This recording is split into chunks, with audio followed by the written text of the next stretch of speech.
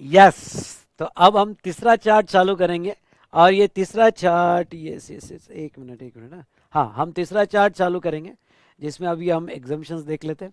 Exemption का मैं मेरी जो ऑलरेडी एग्जिस्टिंग रिकॉर्डिंग है वही यूज़ करूँगा, क्योंकि एग्जाम्पशन में कोई एडिशन तो नहीं है आपके अटेम्प्ट के लिए। तो ये तीसरे चार्ट में एग्जाम्पशन का वही रिकॉर्डेड सेशन में इसके आगे यूज़ करूँगा, जो पार्ट 1 और पार्ट 2 इस तरह से है। तो बेटा एग्जैक्टली सेम यहाँ पे सीक्वेंस है, अगर एक दो इधर उधर सीक्वेंस हो गया तो आप उतना देख सकते हो, लेकिन अभी हम एग्जाम्पशन देखेंगे और फिर बचा हुआ पेमेंट, रजिस्ट्रेशन और रिटर्न चैप्टर्स यहाँ और इनवॉइस चैप्टर हम बेटा लास्ट सेशन में अपलोड करूँगा, और कस्टम रिवीजन का भी सेशन में आज आपको अपलोड करके दूंगा। तो फटाफट रिवीजन कर लेना आपने, ठीक है दोस्तों। तो चलिए यहाँ पे चालू करते हैं हमारा ये चार्ट एग्जाम्पशन से रिलेटेड।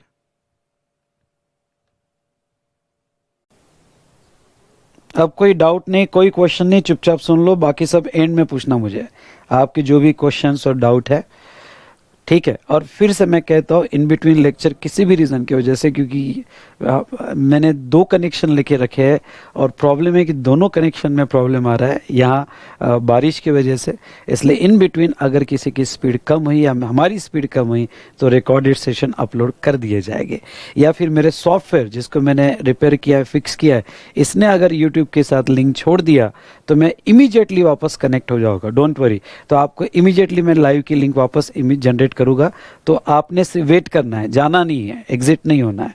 क्लियर? यस और नो? बेटा क्वेश्चंस वगैरह सब बाद में आपके जो भी हो गए हिरल। ओके, आप बताइए यस, आर यू रेडी? सब यस कहिएगा, हम स्टार्ट करते हैं ना। एग्जम्पशन, एग्जम्पशन ये चैप्टर जो है बेटा, मैं आपको ये कहूँगा कि सेक्टर वाइज आना तो आपको बहुत आसानी होगी। एग्जम्पशन में हमने देखा था बाहुबली की तबीयत खराब हुई, अगर आपने मेरा रेगुलर क्लास या फास्ट ट्रैक क्लास या बूस्टर क्लास किया होगा तो मैंने आपको यहाँ पे समझा, बाहुबली की तबीयत खराब हुई, कि वो पूजा पाठ में लग गया, तबीयत खराब हुई, health care sector, charitable and religious sector, उसके बाद में उसके पास खेती थी, मतलब एग्रीकल्चर सेक्टर, खेती का बंटवारा करना था, इसलिए लॉयर को बुलाया गया, लीगल सेक्टर। याद आया कुछ आपको? हाँ, खेती का बंटवारा करना था, लॉयर को बुलाया गया, लीगल सेक्टर। उसके बाद में यहाँ पे उसके बहुत सारे रिलेटिव आए, पैसेंजर ट्रांसपोर्टेशन, अपने साथ बड़ी बड़ी पेटियाँ लाए, गुड्स ट्रांसपोर्टेशन, रिलेटिव को घर पे रुकने के लिए जगह नहीं थी, रेजिडेंशियल ड्वेलिंग, होटल में रुका गया, होटल वाली सर्विसेज। लेकिन इतने सारे रिलेटिव आने के बाद वो बड़े खुश हुए, जलवा हुआ एंटरटेनमेंट सेक्टर। तो ऐसे सेक्टर वाइज आप अगर एग्जाम्पशन याद रखोगे तो आपको बहुत हेल्प होगी। और सेक्टर वाइज बेटा मैं आपको ये कहना चाहूँगा कि अगर कोई सेक्टर का प्रॉब्लम आए तो वो सेक्टर का प्रॉब्लम जो है ना, वो सेक्टर का प्रॉब्लम और आपके एग्जाम्पशन जो अगर याद हो गए तो उसमें आ गया कि बस दैट्स ऑल, ऐसा समझ जाना कि यस आपका एग्जाम्पशन अच्छे से हो गया है। तो बेटा मैंने पढ़ते वक्त भी आपको सब इंपॉर्टेंट एग्जाम्पशंस बताए थे, यहाँ पे भी मैं ओके यहाँ इंपॉर्टेंट एग्जाम्पशंस आपके साथ डिस्कस करूँगा, ठीक है। मैं भी अपने सामने बुक निकाल रहा हूँ, आप भी अपने सामने बुक रखिएगा, कवर पेज सबका अलग अलग रहेगा, मैं item wise cover page change करता हूँ, बुक पे सामने रखिएगा, थोड़ा रिव्यू हो जाएगा मेरे साथ और मेरे सभी पॉइंट्स पे आप ध्यान रखिएगा। तो चलो शुरू करते हैं, ठीक है। यहाँ पे एग्जाम्पशन, एग्जाम्पशन बेटा सेक्शन 11 में कवर्ड होता है। ओके, उसके 2 टाइप के एग्जाम्पशंस होते हैं, general exemption and special exemption. दोनों का डिफरेंस समझ लो। General exemption by notification in official gazette होता है, तो special exemption by special order होता है। General exemption normally in public interest होता है, तो स्पेशल एग्जाम्पशन जो है ये भी पब्लिक इंटरेस्ट में होता है पर एक्सेप्शनल केस में ओके होता है। जनरल एग्जाम्पशन सबको अप्लीकेबल होता है, मोर देन 1% को अप्लीकेबल है। तो स्पेशल एग्जाम्पशन जहां तक देखा जाए तो स्पेशल एग्जाम्पशन यहाँ पे उसी को अप्लीकेबल है जिसको ऑर्डर दी गई है। ओके, तो स्पेशल एग्जाम्पशन उसी को अप्लीकेबल है जिसको ऑर्डर दी गई है।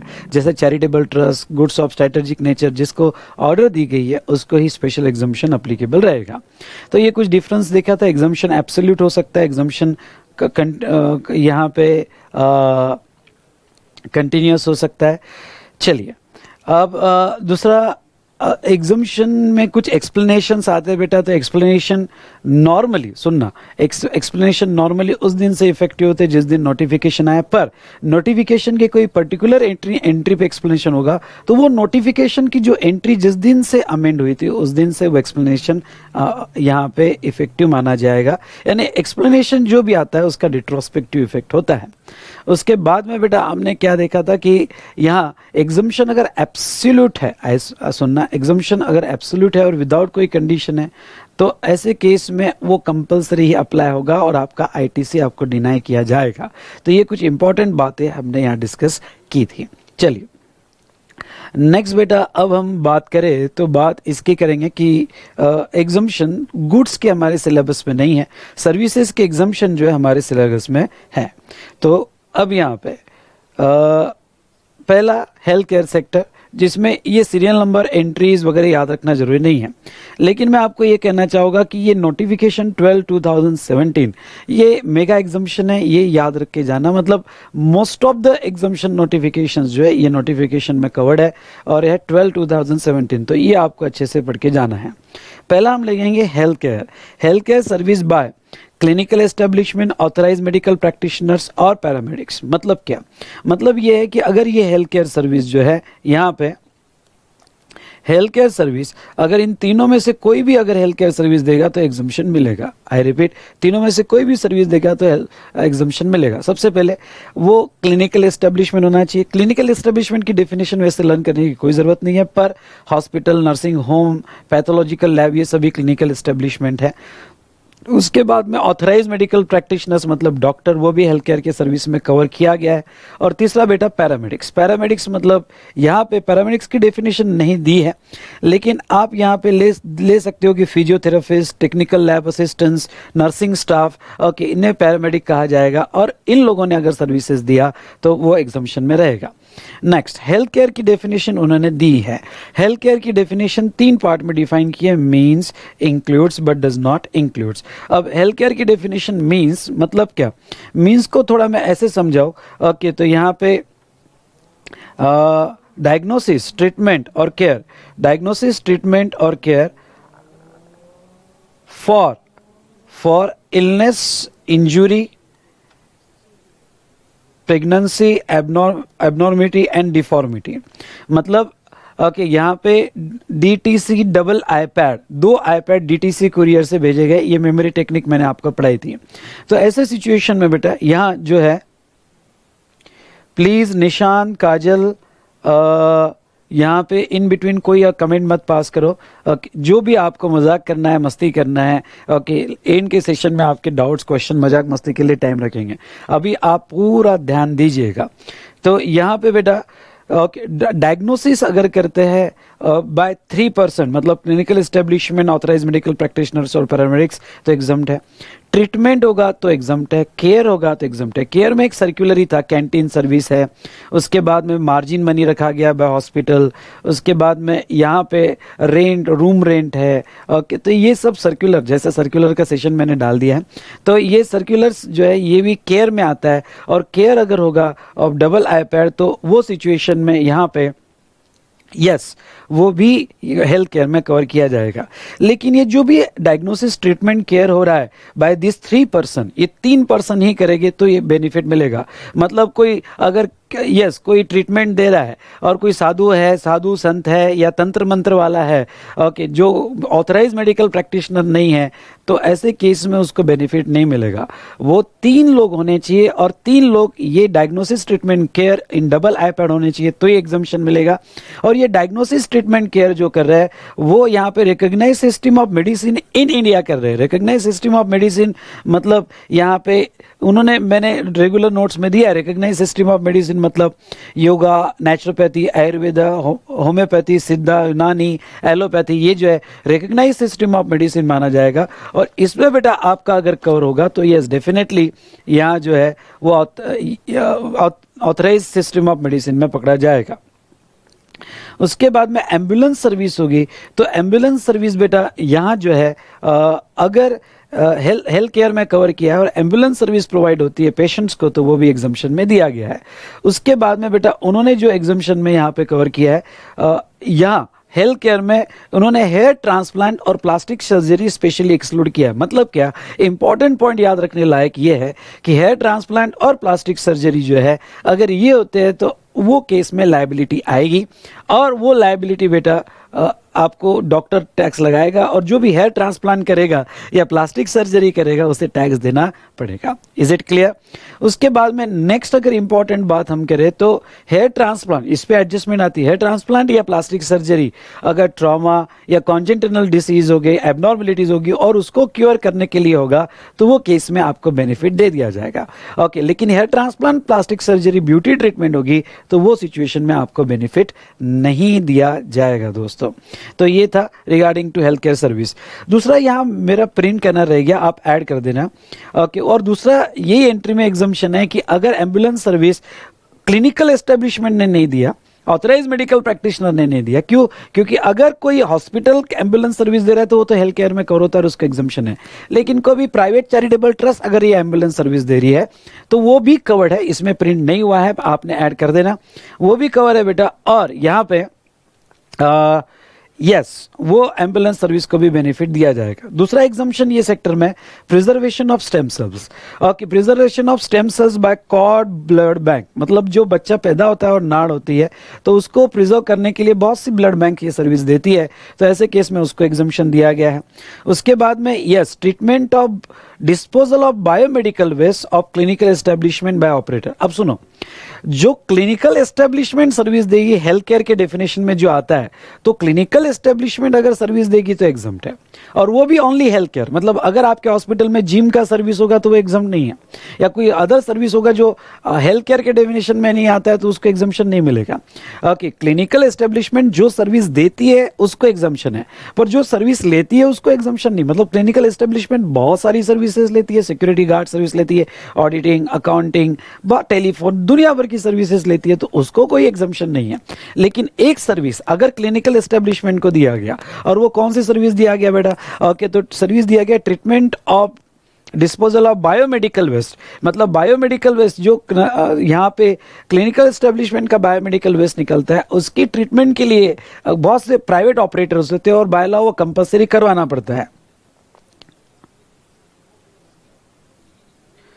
ओके, तो वो यहाँ पे ट्रीटमेंट करवाना पड़ता है, तो वो सिचुएशन में कोई प्राइवेट ऑपरेटर अगर बायोमेडिकल वेस्ट का ट्रीटमेंट कर रहा है तो वो केस में उसको भी एग्जम्पशन दिया गया है। हाँ, हेल्थ केयर सिर्फ ह्यूमन का ध्यान नहीं रखा है, वेटरनरी डॉक्टर जो एनिमल बर्ड्स का हेल्थ केयर का भी उन्होंने यहाँ पे ध्यान रखा है। उसके बाद में एक एग्जम्पशन ये सेक्टर का जो है service provided by rehabilitation professional by of rehabilitation therapy and counselling.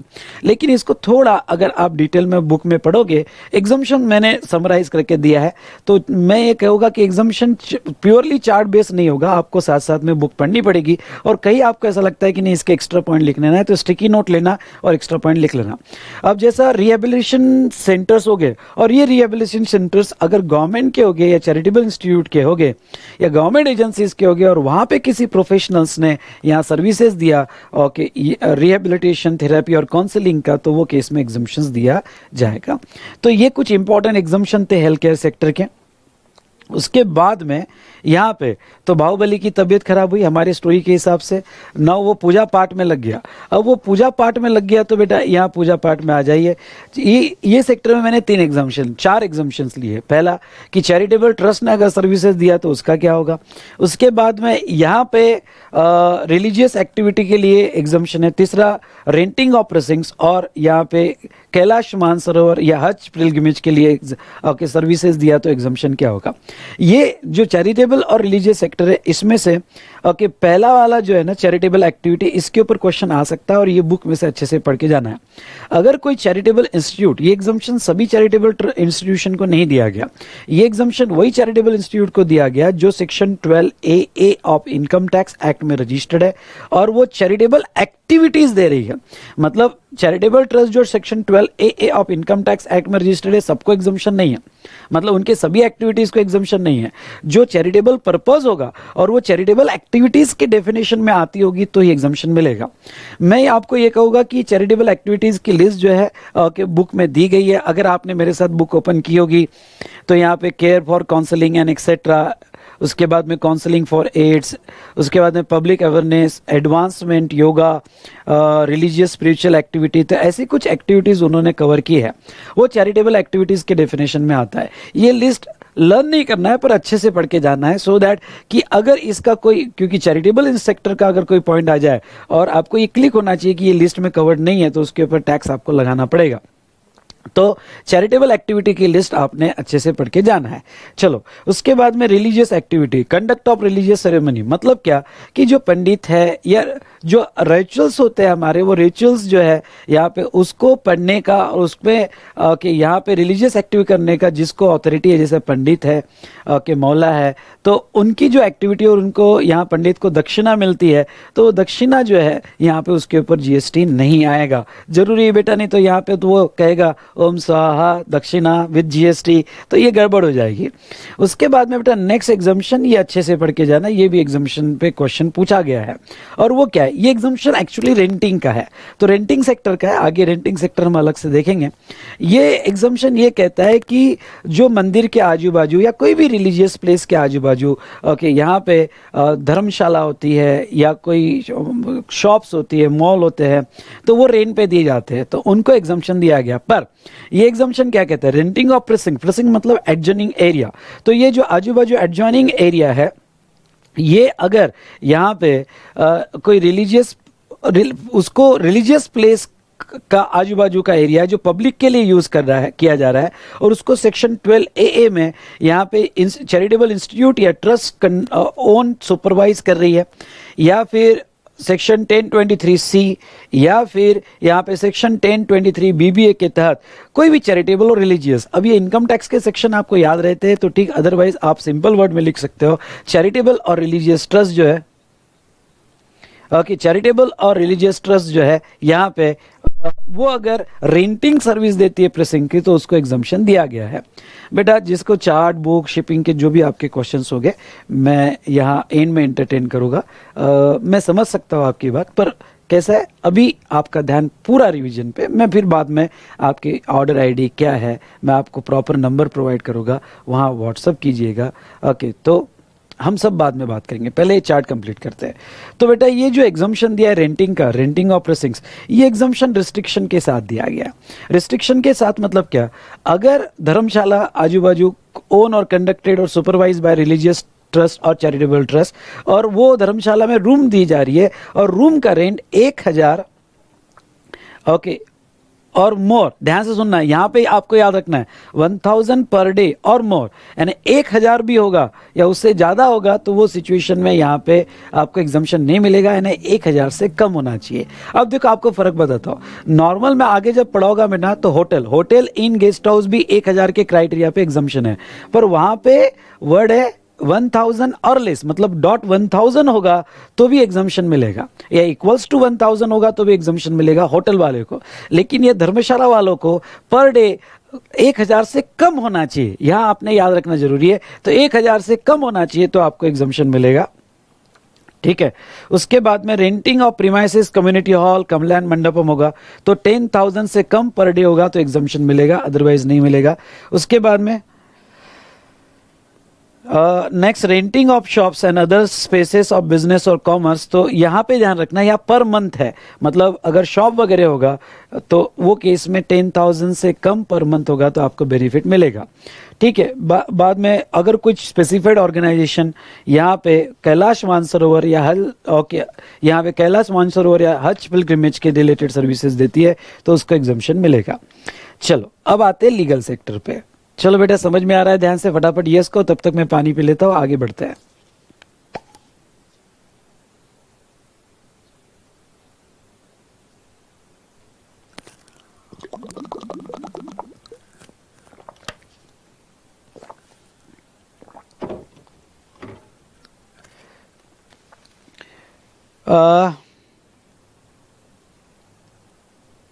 वैभव, जो प्रेसिंग्स है वो नॉर्मली कनेक्टेड होना चाहिए तो ज़्यादा इंपॉर्टेंट होगा। अगर दूर होगा 15-20 किलोमीटर दूर होगा, कनेक्टेड नहीं होगा तो इसके एग्जाम्पशन डिनाई हो सकते हैं।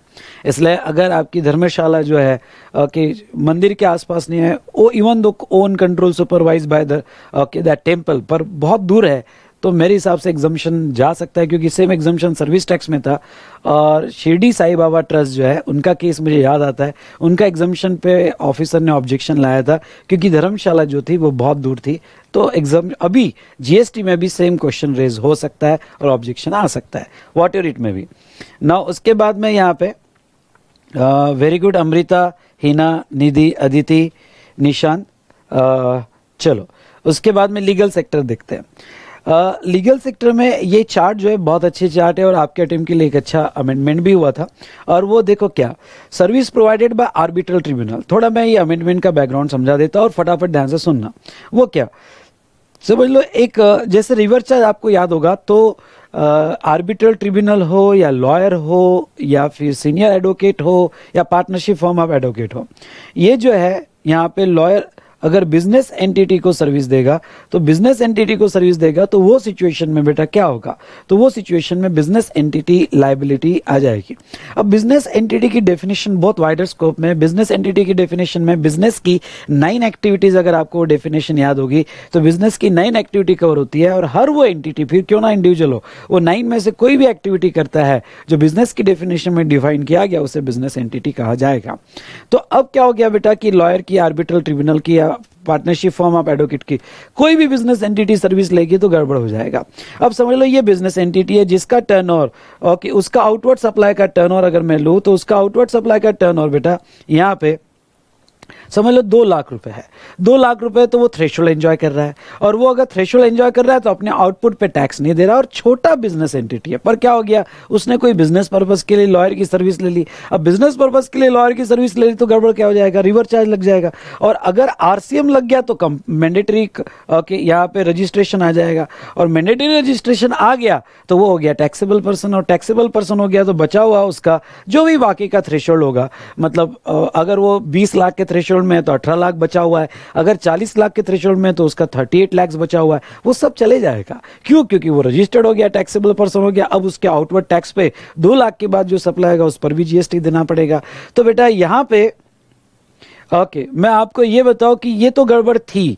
तो ऐसे केस में क्या हुआ, ये बिजनेस एंटिटी बहुत डर रही थी लॉयर के से सर्विस लेने के लिए, तो गवर्नमेंट ने एक बेनिफिट दिया। और गवर्नमेंट ने क्या किया कि ठीक है, जब भी लॉयर बिजनेस एंटिटी को सप्लाई करेगा तो रिवर्स चार्ज रहेगा, लेकिन अगर लेने वाला जो बिजनेस एंटिटी है, ओके, लेने वाला जो बिजनेस एंटिटी है उसका एग्रीगेट टर्नओवर अगर थ्रेशोल्ड के नीचे होगा, मतलब उतना होगा जो उसे एग्जम्पशन, उसको रजिस्ट्रेशन के बाहर रखता है, एग्जम्पशन फ्रॉम रजिस्ट्रेशन, वर्डिंग ध्यान रखना कि जिसको वो रजिस्ट्रेशन से बाहर रखता है, अगर उसके नीचे उसका एग्रीगेट टर्नओवर होगा तो वो सिचुएशन में यहां पे जो है ये लीगल सर्विस एग्जम्प्ट ही रहेगी। मतलब ना उसका फॉरवर्ड चार्ज पे होगा ना रिवर्स चार्ज पे होगा। इसलिए जो भी बिजनेस एंटिटी अगर लॉयर से सर्विस ले रही है तो ये असेसमेंट बिजनेस एंटिटी को करना पड़ेगा। तो बिजनेस एंटिटी यहां पे देखेगी कि उसका टर्नओवर कितना है। उसका टर्नओवर अगर पिछले साल थ्रेशोल्ड से नीचे था, मतलब उसको रजिस्ट्रेशन के बाहर रखता था, तो ऐसे केस में वो यहां पे रिवर्स चार्ज में टैक्स नहीं देगी। ठीक है,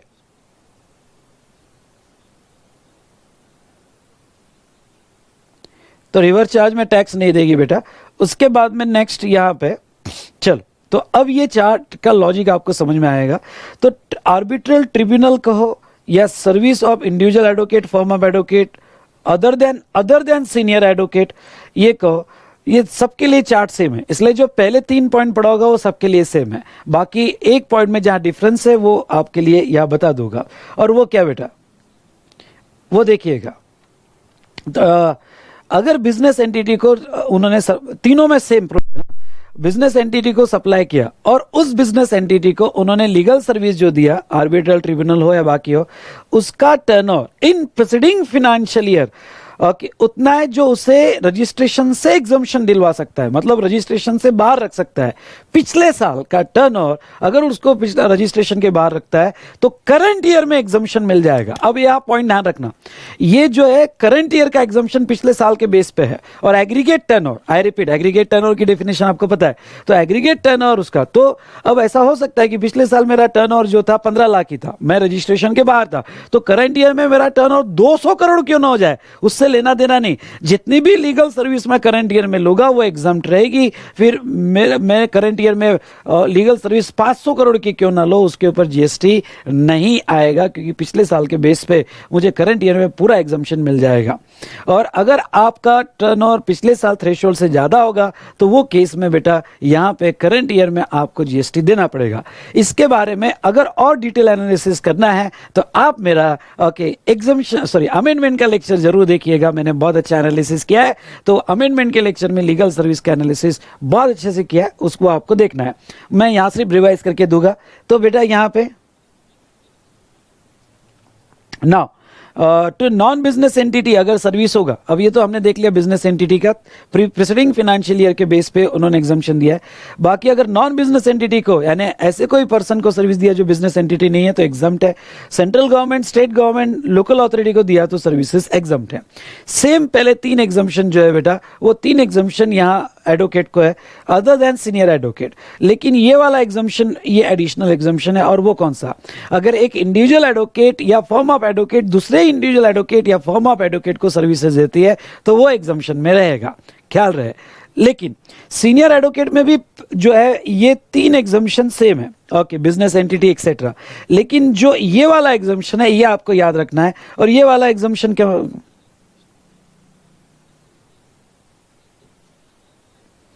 ये वाला एग्जम्पशन आपको याद रखना है। और ये वाला एग्जम्पशन क्या कहता है कि अगर एक सीनियर एडवोकेट दूसरे एडवोकेट को सर्विस देगा तो उसको कोई एग्जम्पशन नहीं है। हाँ, अगर एक नॉर्मल एडवोकेट, ध्यान से सुनना, एक नॉर्मल एडवोकेट या फर्म एडवोकेट दूसरे एडवोकेट को सर्विस दे, फिर दूसरा एडवोकेट जो है वो नॉर्मल एडवोकेट हो या सीनियर एडवोकेट हो, एक नॉर्मल एडवोकेट दूसरे एडवोकेट को सर्विस दे रहा है तो एग्जम्पशन है। लेकिन अगर सप्लायर सीनियर एडवोकेट है, ध्यान से सुनना, सप्लायर सीनियर एडवोकेट है और लेने वाला कोई भी दूसरा एडवोकेट होगा, फिर कोई भी दूसरा एडवोकेट में नॉर्मल एडवोकेट हो या सीनियर एडवोकेट हो या फर्म ऑफ एडवोकेट हो, वहां कोई एग्जम्पशन नहीं है। दूसरी बात, अब वहां एग्जम्पशन नहीं है तो टैक्स लगेगा। अब टैक्स लगेगा तो इसका टैक्स कौन देगा? ओके, तो ऐसे केस में नो डाउट अगर सीनियर एडवोकेट किसी और को सर्विस देता है और वो बिजनेस एंटिटी होगी तो रिवर्स चार्ज लगता है। नाउ ये एडवोकेट बिजनेस एंटिटी है, क्यों? क्योंकि बिजनेस के डेफिनेशन में प्रोफेशन आता है। तो एक सीनियर एडवोकेट दूसरे एडवोकेट को सर्विस दे रहा है तो उसे सर्विस टू बिजनेस एंटिटी माना जाएगा। अगर उसे सर्विस टू बिजनेस एंटिटी माना जाएगा तो जो दूसरा वाला एडवोकेट सर्विसेज ले रहा है रिवर्स चार्ज में उसे टैक्स देना पड़ेगा, रिवर्स चार्ज में उसे टैक्स देना पड़ेगा। Big clear here. उसके बाद में लेकिन अगर ये बिजनेस एंटिटी माना जा रहा है तो ये जो पहला वाला एग्जम्पशन है जो लास्ट ईयर के थ्रेशोल्ड के बेसिस पे एग्जम्पशन दिया गया है, क्या एग्जम्पशन ये एडवोकेट ले सकता है? तो बिल्कुल ये एडवोकेट वो एग्जम्पशन ले सकता है। तो ये बेटा यहाँ पे लीगल सेक्टर के एग्जम्पशन इस बार पढ़ के जाना। इस पे अमेंडमेंट भी है, अमेंडमेंट से रिलेटेड लेक्चर देख लेना, डिटेल एनालिसिस मैंने किया हुआ है अमेंडमेंट में, पर ये वाला एरिया अच्छे से पढ़ के जाना है, ठीक है। नाउ बाहुबली की तबीयत खराब हुई, वो पूजा पाठ में लग गया, उसके पास खेती थी, खेती का बंटवारा करना था, इसलिए लॉयर को बुलाया गया। तो चलो नेक्स्ट सेक्टर लेते हैं बेटा, एग्रीकल्चर सेक्टर। अब ये एग्रीकल्चर सेक्टर जो है, ध्यान से सुनिएगा, ये एग्रीकल्चर सेक्टर क्या कहता है। अब ये जो 8 सर्विसेज है ए से लेके एच तक, तो ये जो 8 सर्विसेज है अगर एग्रीकल्चर या एग्रीकल्चर प्रोड्यूस पे दिया गया तो एग्जम्पशन दे दिया जाएगा। ओके, तो ख्याल रहे उन्होंने हर एग्रीकल्चर सेक्टर की सर्विसेज को एग्जम्पशन नहीं दिया है यहाँ पे। ओके, ये 8 सर्विसेज जो है अगर एग्रीकल्चर या एग्रीकल्चर प्रोड्यूस पे दिया गया तो एग्जम्पशन दिया जाएगा। नेक्स्ट बेटा यहाँ पे ये 8 एक्टिविटीज सर क्या हमें लर्न करना पड़ेगा? लर्न वगैरह मत करो, लेकिन ब्रॉड सेंस में उसको मोटा मोटी क्या क्या कवर होता है वो याद रखने की कोशिश करना है, पर वर्ड टू वर्ड लर्न करने की कोई ज़रूरत नहीं है। फिर आते हैं बेटा एग्रीकल्चर। तो यहाँ पे एग्रीकल्चर में कौन कौन सा, देखो ये 8 activity, cultivation of plant. Okay, तो कल्टीवेशन ऑफ प्लांट के लिए आपने यहाँ पे हार्वेस्टिंग, थ्रेशिंग, जो भी सर्विसेज लिए, सप्लाई, फार्म लेबर, तो इतना सारा लिस्ट दिया है। कल्टीवेशन ऑफ प्लांट या rearing of all life of animals, मतलब पालना। ओके, तो आप कोई भी एनिमल एक्सेप्ट ह्यूमन जिसको पाल रहे हो, जिसमें लाइफ है, ओके, तो वो भी एग्रीकल्चर एक्टिविटी मानी जाएगी। तो इन दोनों के लिए आपने सर्विस ली, एक्सेप्ट रेयरिंग ऑफ हॉर्सेस, तो वो उसको एग्जम्पशन, ये 8 एक्टिविटी का एग्जम्पशन मिलेगा। अब ख्याल रखना, सप्लायर कोई भी हो और रिसिपिएंट कोई भी हो, मैंने ये कहीं नहीं कहा है कि भाई यहाँ फार्मर ने सर्विस ली तो एग्जम्प्ट है, एग्रीकल्चर इसने सर्विस ली तो एग्जम्प्ट है, नहीं। ओके, अगर ये 8 एक्टिविटीज है और ये 2 यहाँ पे ये दो पर्पजेस के लिए लिया गया, तो सप्लायर कोई भी हो, रिसिपिएंट कोई भी हो, उसे एग्जम्पशन मिलेगा। लेकिन ये जो आप कल्टीवेशन ऑफ प्लांट कर रहे हो या रेयरिंग ऑफ एनिमल्स कर रहे हो एक्सेप्ट हॉर्सेस, ये कुछ स्पेसिफिक पर्पज के लिए होगा तो ही एग्रीकल्चर सेक्टर में माना जाएगा। अब वो स्पेसिफिक पर्पज यानी क्या, तो ये for food, fibre, fuel, raw material या अदर सिमिलर प्रोडक्ट, मतलब कल्टीवेशन कर रहे हो फूड फाइबर मिलने के लिए या रेयरिंग ऑफ एनिमल्स कर रहे हो फूड फाइबर मिलने के लिए, तो ही आपको एग्जम्पशन दिया जाएगा। चलो अच्छी बात है। मतलब आप घर में आंगन में और आपके बंगलों के आंगन में अगर प्लांट कल्टीवेट कर रहे हो और शो प्लांट कल्टीवेट कर रहे हो जिससे कोई फूड फाइबर फ्यूल नहीं मिलने वाला है, तो फिर उसको एग्जम्पशन नहीं मिलेगा क्योंकि वो एग्रीकल्चर एक्टिविटी नहीं मानी जाएगी। Is it clear? क्यों? क्योंकि उससे कोई फूड फाइबर मिलने का ऑप्शन नहीं है। लेकिन अगर फ्लोरिकल्चर है, हॉर्टिकल्चर है, सेरीकल्चर है, मतलब सिल्कवर्म वगैरह, या हनीबीज फार्म है, ओके, गोट फार्म है, rearing of animals, goat farm है, हनीबीज फार्म है या पोल्ट्री फार्म है, उसके लिए अगर आपने 8 में से कोई भी एक्टिविटी लिया तो एग्जम्पशन दे दिया जाएगा क्योंकि वो फूड फाइबर के लिए माना जाएगा। नेक्स्ट बेटा आते हैं एग्रीकल्चर प्रोड्यूस के डेफिनेशन पे। ये एग्रीकल्चर प्रोड्यूस का डेफिनेशन क्या है? Means any produce from agriculture, मतलब ये दो एक्टिविटी से आने वाला कोई भी प्रोड्यूस, यानी कल्टीवेशन ऑफ प्लांट से या रेयरिंग ऑफ एनिमल से आने वाला कोई भी प्रोड्यूस वो एग्रीकल्चर प्रोड्यूस माना जाएगा, वो एपी माना जाएगा। तो यहाँ पे जहां तक मैं आपको कह दूं तो एग्रीकल्चर प्रोड्यूस बुक अगर आपके सामने होगी तो मैं फटाफट आपको कह दूं, टोमेटो एग्रीकल्चर प्रोड्यूस है, पर टोमेटो केचप जो है एग्रीकल्चर प्रोड्यूस नहीं है। ओके, क्यों नहीं है बता देता हूं। क्योंकि कोई भी प्रोड्यूस जो एज इट इज निकला है, जिसके ऊपर कोई आपने कोई प्रोसेसिंग ना की हो, हाँ उनकी कंडीशन है एपी तब तक ही बोला जाएगा जब तक आपने जो है यहां पे कोई प्रोसेसिंग नहीं किया जाए, प्रोसेसिंग नहीं कर रहे हो। Is it clear? आप कोई प्रोसेसिंग नहीं कर रहे हो या फिर वही प्रोसेसिंग कर रहे हो जो जरूरी है, उसके बिना गुड्स मार्केट में नोन है ही नहीं। जैसे ज्वार के फ्लावर्स है, ज्वार के फ्लावर्स वैसे मार्केट में नोन नहीं है, उसको थ्रेशिंग करना ही पड़ता है। तो कुछ ऐसी प्रोसेसिंग आप कर रहे हो जो जरूरी है, यूजुअली कल्टीवेटर करता है। ध्यान से सुनना, वो वर्ड बड़ा इंपॉर्टेंट है। यूजुअली कल्टीवेटर या प्रोड्यूसर करता है, तो वो अगर आप कर रहे हो तो आपको बेनिफिट दे दिया जाएगा, मतलब उसे एपी कहा जाएगा, वो प्रोसेस अलाउ कर दी जाएगी।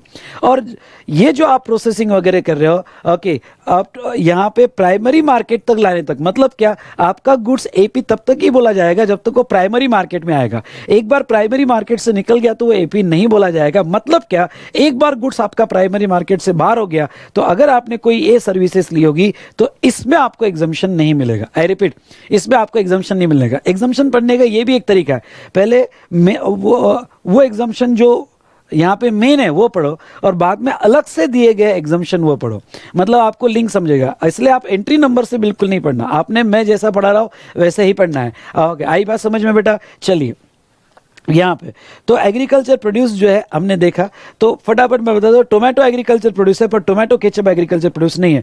शुगर एग्रीकल्चर प्रोड्यूस नहीं बेटा, शुगर केन एग्रीकल्चर प्रोड्यूस है। इसलिए ख्याल रहे, आपको कंफ्यूज करने के लिए loading unloading handling of sugar जो है तो क्या सीधा सीधा कहने ना टैक्सेबल है। Okay, sugar cane agriculture produce है। पोटैटो एग्रीकल्चर प्रोड्यूस है पर पोटैटो चिप्स एग्रीकल्चर प्रोड्यूस नहीं है। ग्राम्स एग्रीकल्चर प्रोड्यूस है पर पल्सेस बेटा दाल मिल में बनती है। ओके, तो वो प्रोसेस यूजुअली कल्टीवेटर नहीं करता है, यूजुअली। हाँ, अगर आप कहो कि सर फार्मर खुद ही, ओके, अगर दाल मिल होगी तो वो एक्सेप्शनल केस है, यूजुअली कल्टीवेटर नहीं करता है। हाँ, हरभरा जो है यहाँ पे वो एग्रीकल्चर प्रोड्यूस माना जाएगा, हरा भरा। ओके, उसके बाद में रॉ कॉटन पर जिनिंग कॉटन एग्रीकल्चर प्रोड्यूस नहीं माना जाएगा। पैडी एग्रीकल्चर प्रोड्यूस माना जाएगा पर राइस एग्रीकल्चर प्रोड्यूस नहीं माना जाएगा, पर राइस और पल्सेस को अलग से एग्जम्पशन दिए गए। उसके बाद में देखो, rearing of animal, cow agriculture activity है, उससे मिलने वाला डंक मतलब यहाँ पे गोबर, वो भी एग्रीकल्चर प्रोड्यूस है। मिल्क एग्रीकल्चर प्रोड्यूस है, पर पाश्चराइज मिल्क जो है बेटा, पाश्चराइज मिल्क वो प्रोसेसिंग के लिए बाहर भेजा जाता है, यूजुअली प्रोड्यूसर और कल्टीवेटर नहीं करता है, इसलिए बेटा उसको यहाँ पे बेनिफिट नहीं मिलेगा। चलो, ये हमने देखा यहाँ पे। अब आते 8 एक्टिविटी पे। 8 एक्टिविटी में से आपको कौन से याद रखना है मैं आपको बता दूं।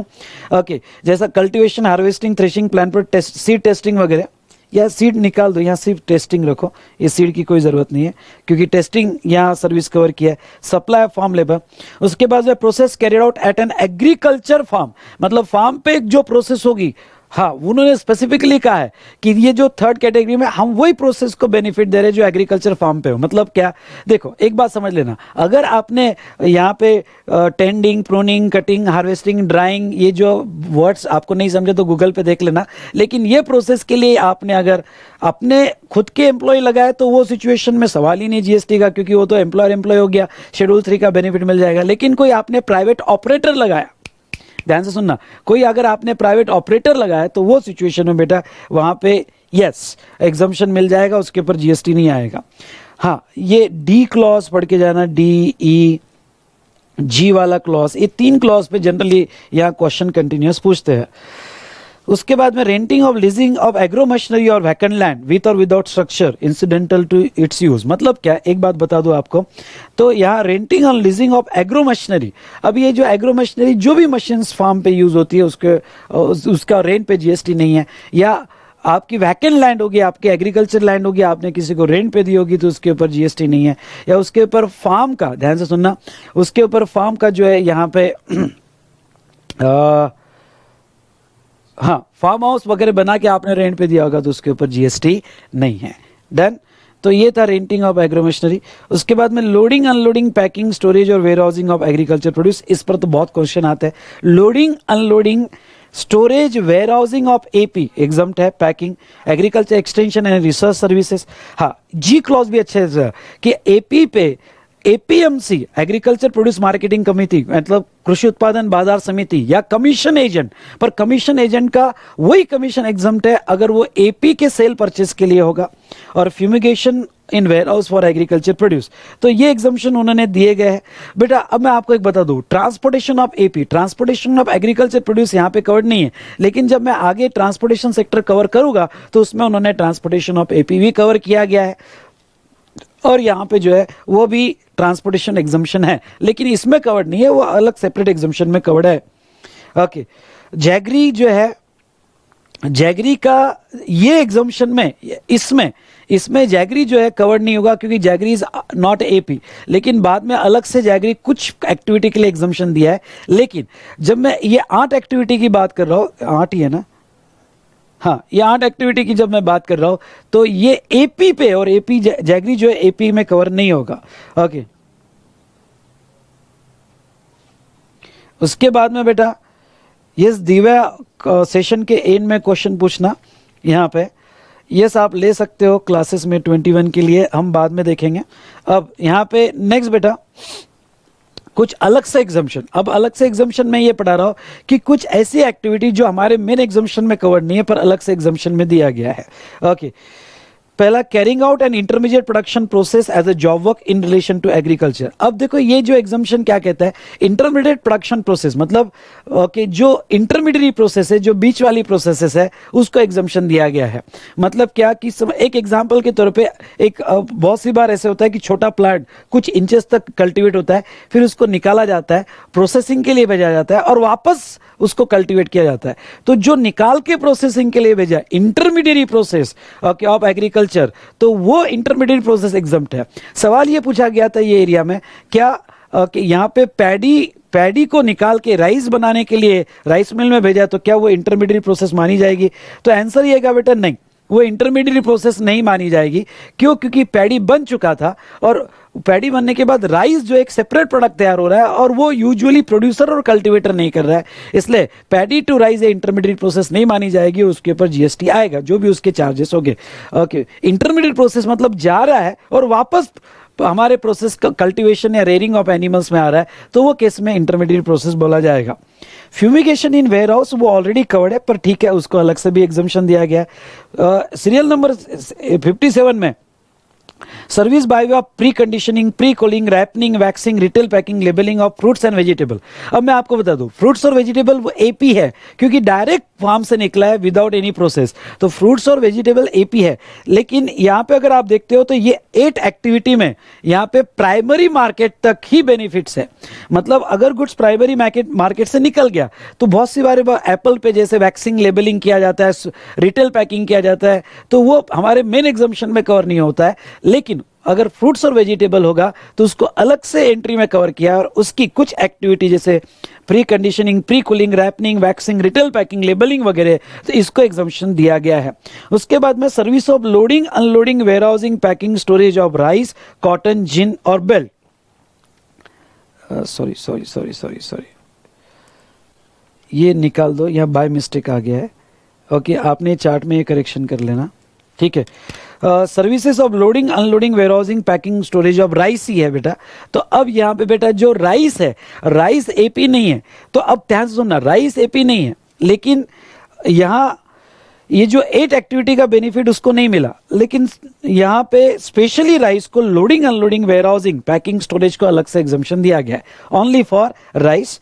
उसके बाद में नेक्स्ट बेटा यहाँ पे, हाँ 24B, ये एंट्री पढ़ के जाना। तो 24B में services by way of storage of warehousing of cereals. अब storage of warehousing of cereals, अब मैं आपको थोड़ा ये एंट्री, जब 24B आप बुक में से पढ़ोगे तो ये एंट्री के बारे में कुछ बातें आपके साथ डिस्कस करना चाहूँगा। अब ये एंट्री के बारे में मैं क्या बात डिस्कस करना चाहता हूँ बेटा, यहाँ पे सुन लो ध्यान से।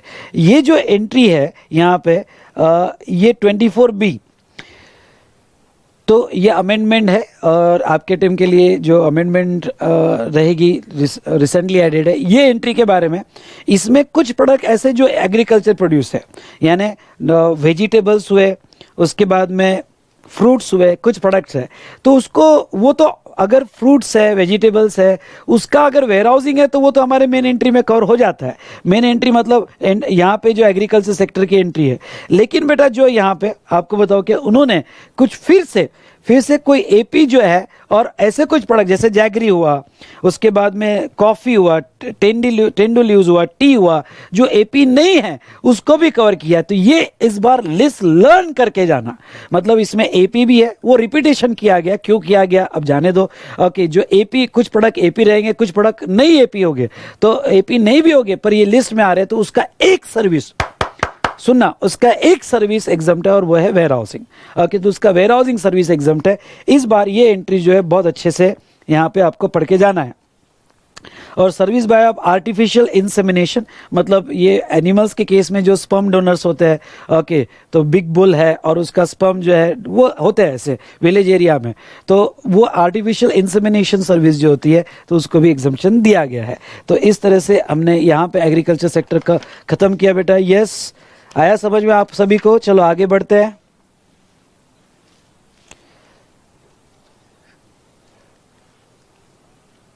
इसमें जो भी होगा बेटा, जैगरी है, रॉ वेजिटेबल है, पल्सेस है, स्टोरेज है, फ्लैक्स है, जूट है, जितनी भी लिस्ट दी है आपने अच्छे से पढ़ के जाना है।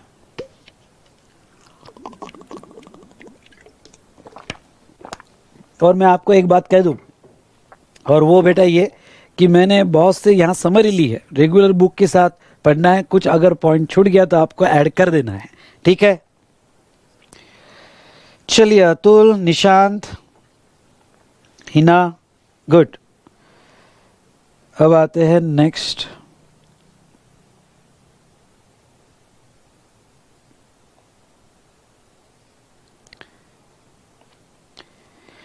पैसेंजर ट्रांसपोर्ट सेक्टर पे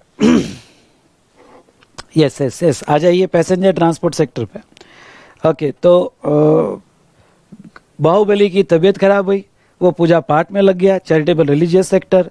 उसके बाद में उसके पास खेती थी, एग्रीकल्चर सेक्टर, खेती का बंटवारा करना था, इसलिए लॉयर को बुलाया गया, बहुत सारे रिलेटिव आए। Okay, passenger goods, passenger transport sector. अब मैंने रेगुलर क्लास में या फास्ट ट्रैक या बूस्टर में आपको पिक्टोरियल प्रेजेंटेशन भी पढ़ाया है, चार्ट भी पढ़ाया हुआ है, तो आपको जो इजी लगता है वो जो है वो इजी वे में आप ये सेक्टर के जितने भी एग्जम्पशन है वो देख सकते हो। तो पहले तो मैं आते हैं, इंडिया में पैसेंजर कौन कौन से मोड से ट्रांसपोर्ट किए जाते हैं। तो इंडिया में पैसेंजर जो है यहाँ पे by road, by railway, by water, by air. Okay, और एक मोड है रोपवे। रोपवे मैंने कवर नहीं किया है पर ठीक है, आप लिखना तो लिख देना रोपवे। तो इतने मोड से जो है बेटा यहाँ ट्रांसपोर्टेशन किया जाता है। तो पहले बाय रोड ले लेते हैं। रोड के केस में बेटा बसेस होगी और कैब, टैक्सीज वगैरह हो गए। ओके, अब ध्यान से सुनना मेरी बात, बिना दिमाग में कोई थॉट आते हुए, ये फटाफट मेरे साथ रिवाइज कर लेना। बसेस होगी, स्टेज कैरेज होगा, स्टेज कैरेज है गवर्नमेंट बसेस, स्टेज कैरेज होगा, एसी होगा तो टैक्सेबल, नॉन एसी होगा तो एग्जाम। ओके, एसी होगा तो टैक्सेबल, नॉन एसी होगा तो एग्जाम। अगर कॉन्ट्रैक्ट कैरेज यानी प्राइवेट बसेस होगी, एसी होगी तो टैक्सेबल, और नॉन एसी होगी तो नॉन एसी प्राइवेट बसेस होगी तो वैसा तो एग्जाम। लेकिन अगर वो स्पेशल किसी टूर के लिए दी जा रही है, यानी प्राइवेट बसेस किसी टूर के लिए 2 दिन के लिए 3 दिन के लिए दिया जा रहा है, या चार्टर या हायर कोई कंपनी को दिया जा रहा है तो taxable, otherwise exam. Okay, non AC buses. तो आपको एक बात कहूँ क्या, वो स्टेज कैरेज हो या गवर्नमेंट बसेस हो या प्राइवेट बसेस हो, वैसे तो नॉन एसी एग्जम्प्ट है और दोनों केस में एसी टैक्सेबल है।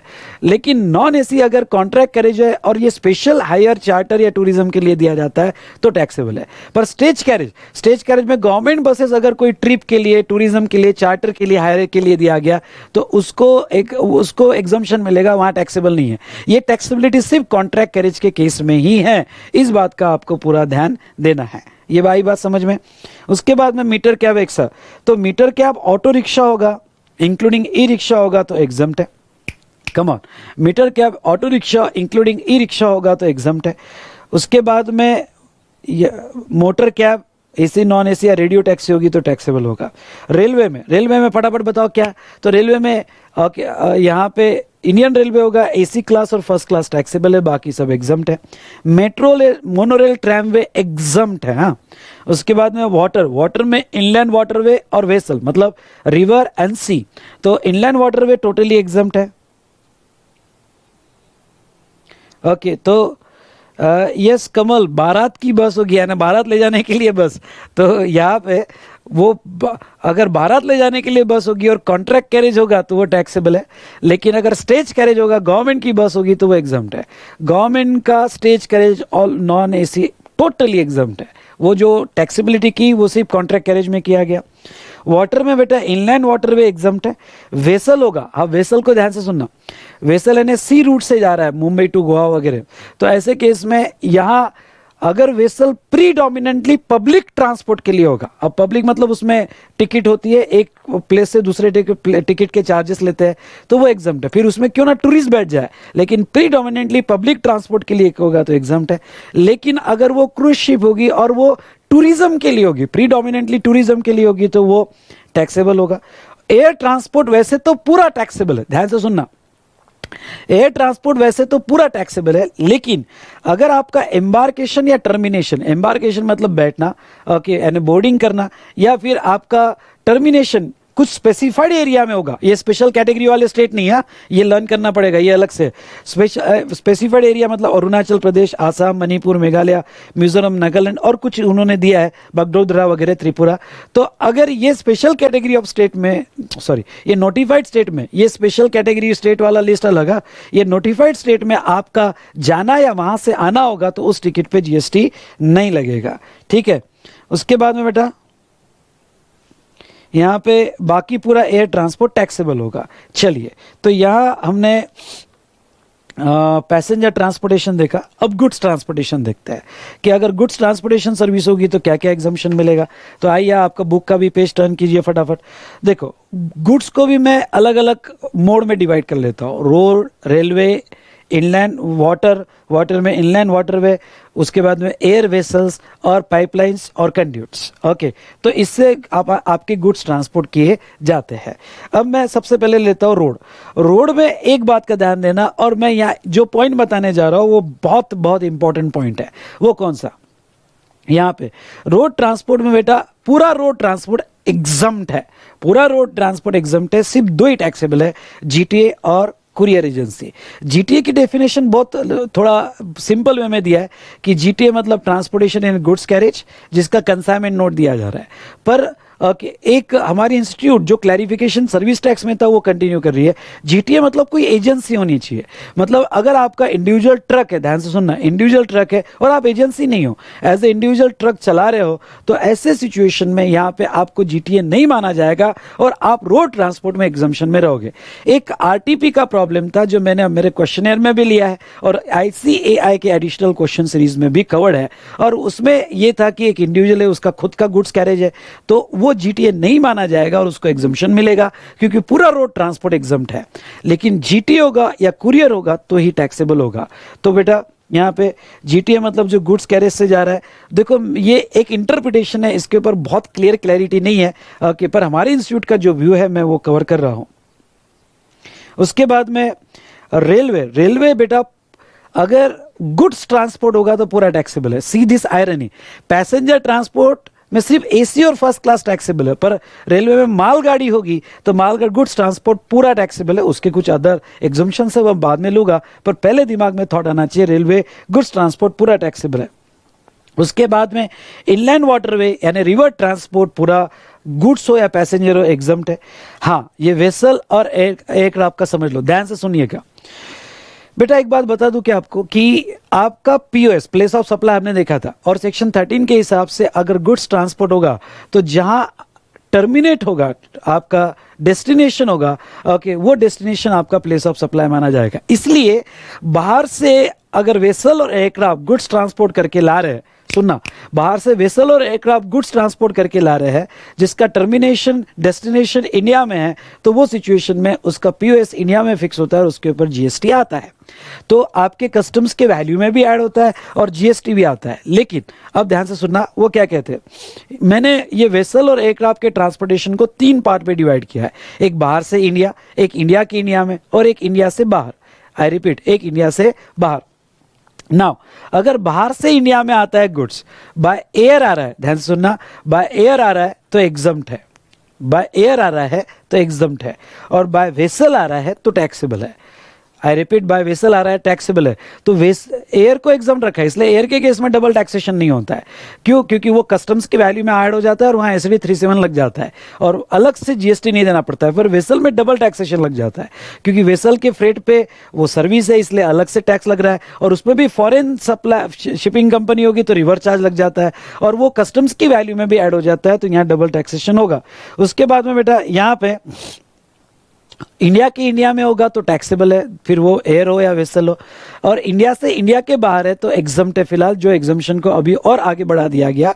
पहले एग्जम्पशन 31 मार्च 2020 तक था, जिसको और आगे बढ़ा दिया गया है। और पाइपलाइन और कंड्यूट होगा तो वो फुल्ली टैक्सेबल है, ये तो हमने देखा। लेकिन बेटा कुछ अलग से एग्जम्पशंस भी दिए गए हैं, अलग से एग्जम्पशंस हम यहाँ पढ़ लेते हैं। ये अलग से कौन कौन से एग्जम्पशंस दिए हैं, ओके, तो आपको समझ में आ रहा है ना? कोई सो तो नहीं रहा है? बोलो, कोई सो तो नहीं रहा है? फटाफट कहो, सब जागे हो ना? यस कहो।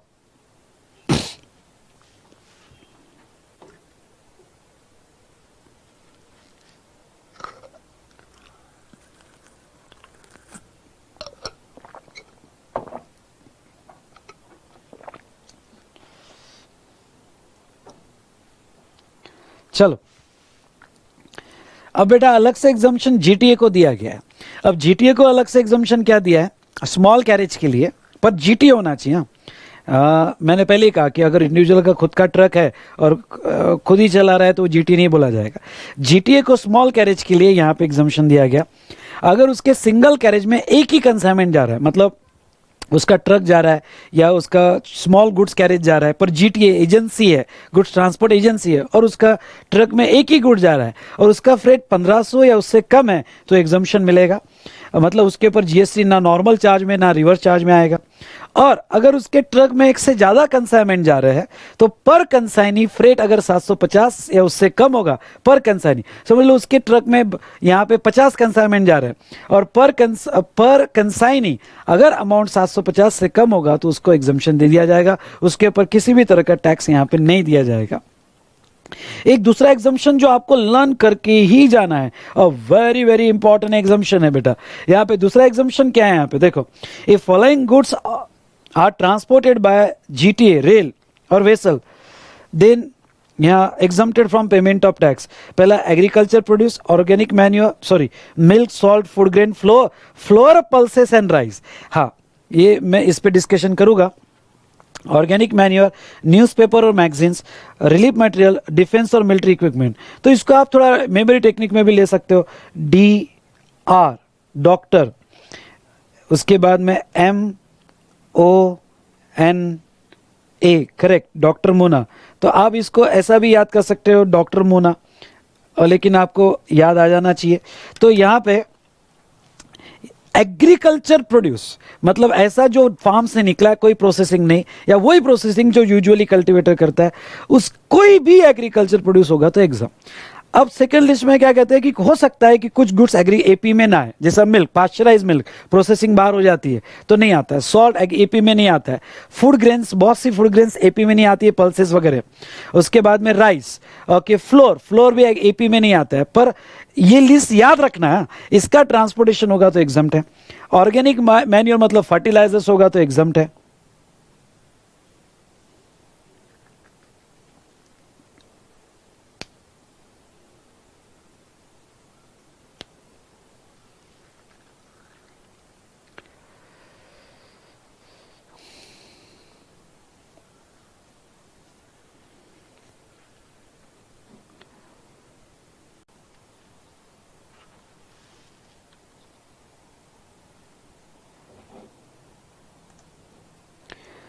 बेटा आवाज आ रही है क्लियर?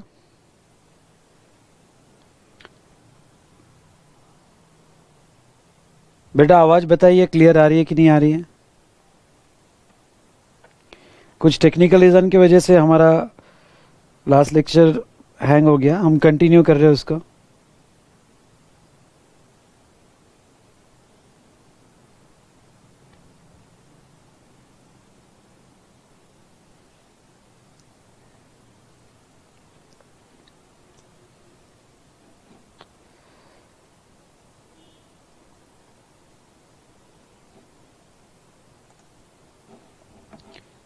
चलो स्टार्ट करते हैं।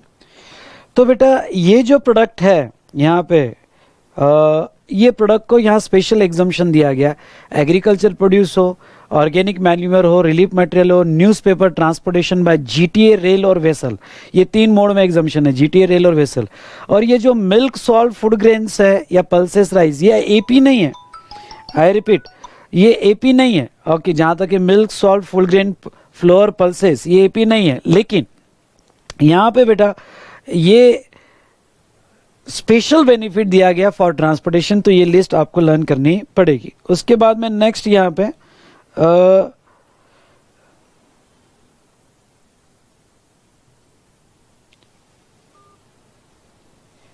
पे नेक्स्ट, हाँ 21B में इन्होंने एक एग्जम्पशन जो कवर किया है, service provided by GTA to department of state. हाँ, अब ये एग्जम्पशन पे भी क्वेश्चन आ सकता है।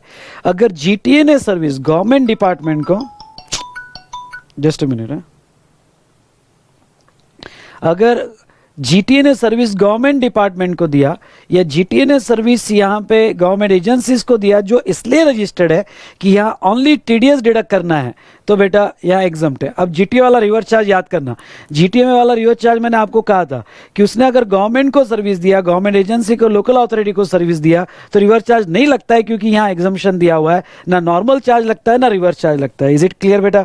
चलिए, यहाँ हमने ये देखा। उसके बाद में नेक्स्ट यहाँ पे ये भी एंट्री अच्छे से पढ़ के जाना, या service by of giving on hire. अब देखो एक बात बता दूं कि गुड्स ट्रांसपोर्ट सर्विस देना, पैसेंजर ट्रांसपोर्ट सर्विस देना और हायरिंग सर्विस देना, इसमें क्या डिफरेंस है? गुड्स ट्रांसपोर्ट सर्विस देना या पैसेंजर ट्रांसपोर्ट सर्विस लेना मतलब व्हीकल पे मेरा कंट्रोल है, मेरा ड्राइवर है, आप सिर्फ गुड्स दो या आप पैसेंजर बैठो और टिकट के चार्जेस दे दो, बात खत्म। और हायरिंग मतलब मैंने अपना व्हीकल आपको पूरा दे दिया, कंट्रोल आपका, सुपरविजन आपका, सब कुछ ऐसा। जैसे कोई सॉफ्टवेयर कंपनी को मैंने अपना व्हीकल दे दिया कि ठीक है, तुम्हारा ड्राइवर, तुम्हारा यहाँ ट्रांसपोर्टेशन तुम डिसाइड करो, आप सिर्फ मंथली रेंट दे देना। तो इसमें कंट्रोल आपका नहीं होता है, सुपरविजन आपका नहीं होता है, आपने पूरा हायरिंग कर दिया। तो ये स्पेशल एग्जम्पशन बेटा हायरिंग पे है, सुनिएगा, ये स्पेशल एग्जम्पशन हायरिंग पे है। अगर आप हायरिंग पे देते हो मोटर व्हीकल, हायरिंग पे देते हो to state transport undertaking a motor vehicle mean to carry out more than 12 passenger, यानी कोई बस जिसमें 12 से ज्यादा पैसेंजर बैठ सकते हैं और आपने स्टेट ट्रांसपोर्ट अंडरटेकिंग को हायर पे दिया तो एग्जम्पशन मिलेगा। अगर आपने लोकल अथॉरिटी को इलेक्ट्रिकली ऑपरेटेड व्हीकल मतलब ई व्हीकल आपने लोकल अथॉरिटी को, म्यूनिसिपल कॉरपोरेशन को, जिसमें यहाँ पे 12 से ज्यादा पैसेंजर यानी बस अगेन, तो उनको दिया तो एग्जम्पशन है। गुड्स ट्रांसपोर्ट एजेंसी को आपने अगर कोई ट्रक दिया तो एग्जम्प्ट है हायरिंग पे, यानी मैंने ट्रक खरीद लिए 5 और मैंने, मेरी एजेंसी नहीं है पर कोई जीटीए को मैंने ट्रक दे दिया तो उसके ऊपर टैक्स नहीं आएगा। और मैंने ऐसे बंदे को हायरिंग पे दिया जो आगे स्कूल को सर्विसेज दे रहा है। ओके, मैंने थोड़ा ये जो है ना सी वाला वर्डिंग्स करेक्ट कर लेना। मैंने ऐसे बंदे को हायरिंग पे दिया जो आगे स्कूल को सर्विस दे रहा है for transportation of student, faculty और स्टाफ, तो वो केस में एग्जाम्शन मिलेगा। थोड़ा ये वर्डिंग को आपने अच्छे से लिख लेना है रेगुलर बुक्स में। तो इतने एग्जाम्शन यहाँ ट्रांसपोर्ट सेक्टर में हमने देखे।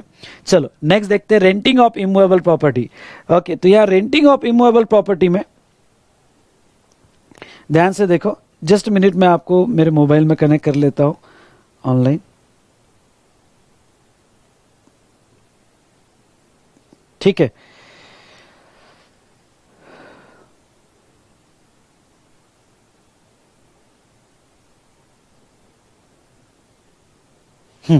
Renting of immovable property.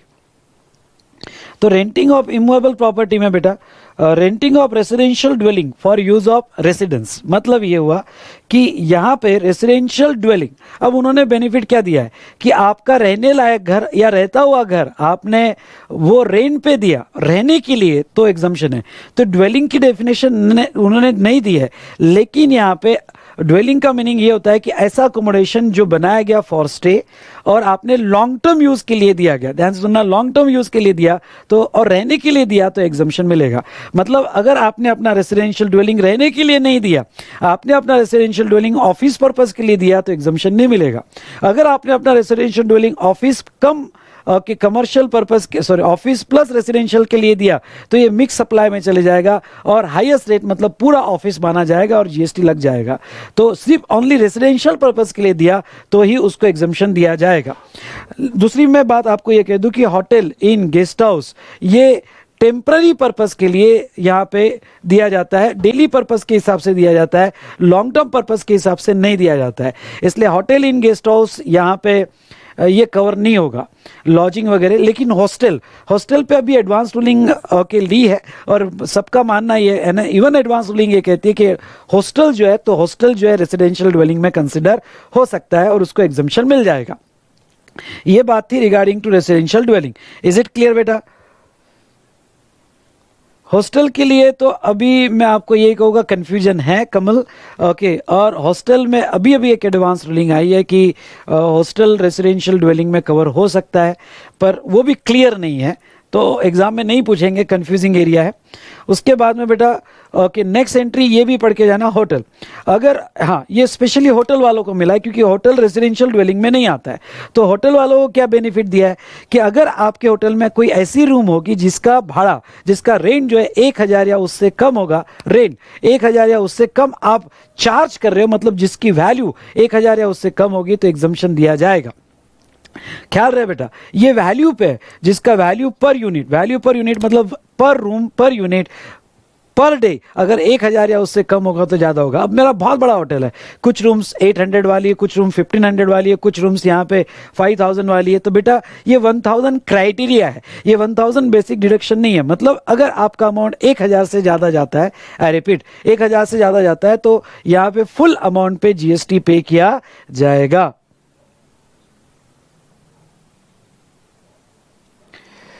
अभी हिना हॉस्टल के लिए आप 1000 का लिमिट लगा सकते हो, लेकिन हॉस्टल अभी भी कंफ्यूजन में है, ठीक है। उसके बाद में नेक्स्ट अगर हम देखें बेटा यहाँ पे, तो नेक्स्ट ये तो हमने कवर किया। यहाँ पे 1000 पर डे और इक्विवेलेंट बेनिफिट दिया गया है। तो ये था हमारा रेसिडेंशियल ड्वेलिंग से रिलेटेड रेंटिंग सेक्टर में। अब आ जाते हैं हम एंटरटेनमेंट सेक्टर में, एंटरटेनमेंट, म्यूजियम वगैरह। तो चलो इसके रिलेटेड एग्जाम्पशन देख लो। अगर कोई क्लासिकल फोक आर्टिस्ट होगा जो म्यूजिक, डांस या थिएटर परफॉर्मेंस कर रहा है और क्लासिकल फॉर्म या फोक डांस में कर रहा है, मतलब वेस्टर्न डांस या बाकी नहीं, उन्होंने फोक या क्लासिकल का है और म्यूजिक, डांस, थिएटर परफॉर्मेंस कोई आर्टिस्ट कर रहा है तो उसको एग्जम्पशन दिया जाएगा। पर उसको कैपिंग है, और उसको कैपिंग कितना बेटा 1,50,000 पर इनवॉइस पर परफॉर्मेंस, उसकी वैल्यू 1,50,000 उससे कम होनी चाहिए। अगर वैल्यू 1,50,000 से ज्यादा होगी तो पूरे अमाउंट पे टैक्स लगाया जाएगा। दूसरा एक्सेप्शन यह है कि वो एज अ ब्रांड एम्बेसडर नहीं होना चाहिए। अगर वो एज अ ब्रांड एम्बेसडर दे रहा है तो फिर 1 रुपए का भी सर्विस टैक्सेबल कर दिया जाएगा। उसके बाद में बेटा नेक्स्ट जो हम देखें यहाँ पे, तो service by of admission to museum, national park, wildlife sanctuary, tiger reserve और जू। एडमिशन मतलब म्यूजियम में जाने के ticket charges, national park, wildlife sanctuary के जितने भी ticket charges, whatever is the ticket charges, वो exemption दिया गया है। Next service by of right to admission मतलब again ticket charges to circus, dance, theatrical performance including drama, ballot.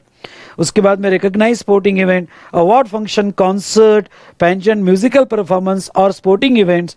Okay, other than recognise sporting event, तो sporting event दोनों भी recognise और non recognise cover किया है।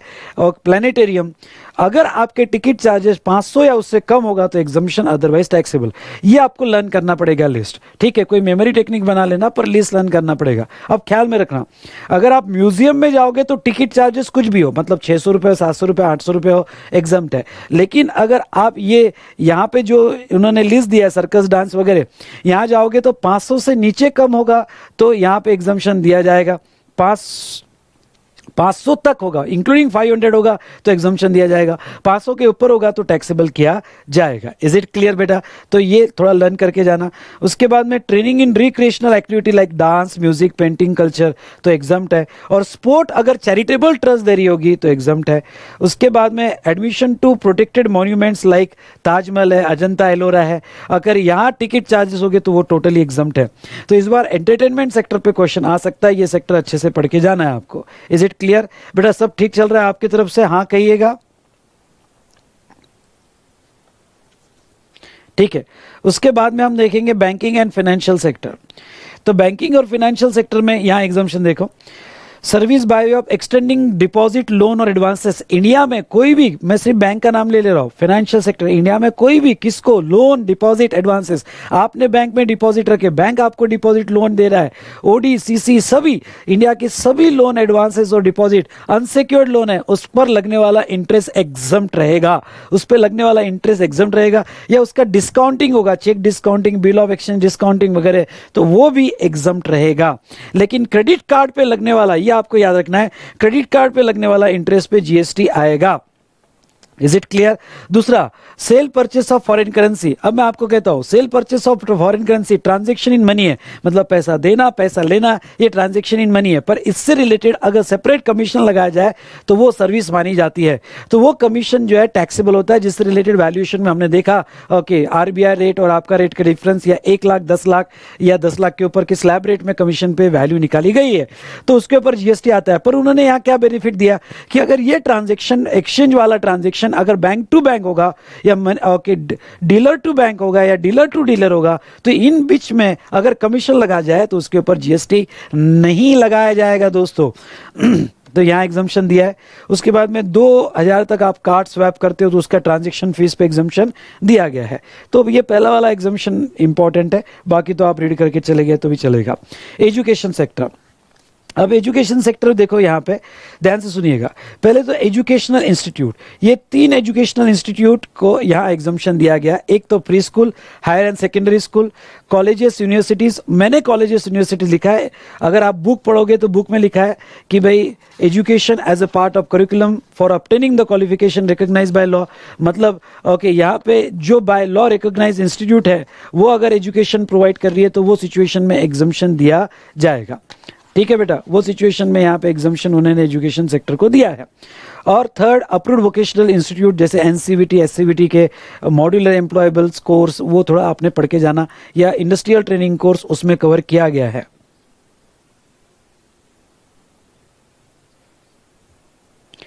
तो अब ये, अगर ये एजुकेशनल इंस्टीट्यूशन है और ये कोई भी सर्विस देती है, any service to student, faculty और स्टाफ, अगर कोई भी सर्विस स्टूडेंट, फैकल्टी और स्टाफ को देती है तो एग्जम्पशन रहेगा।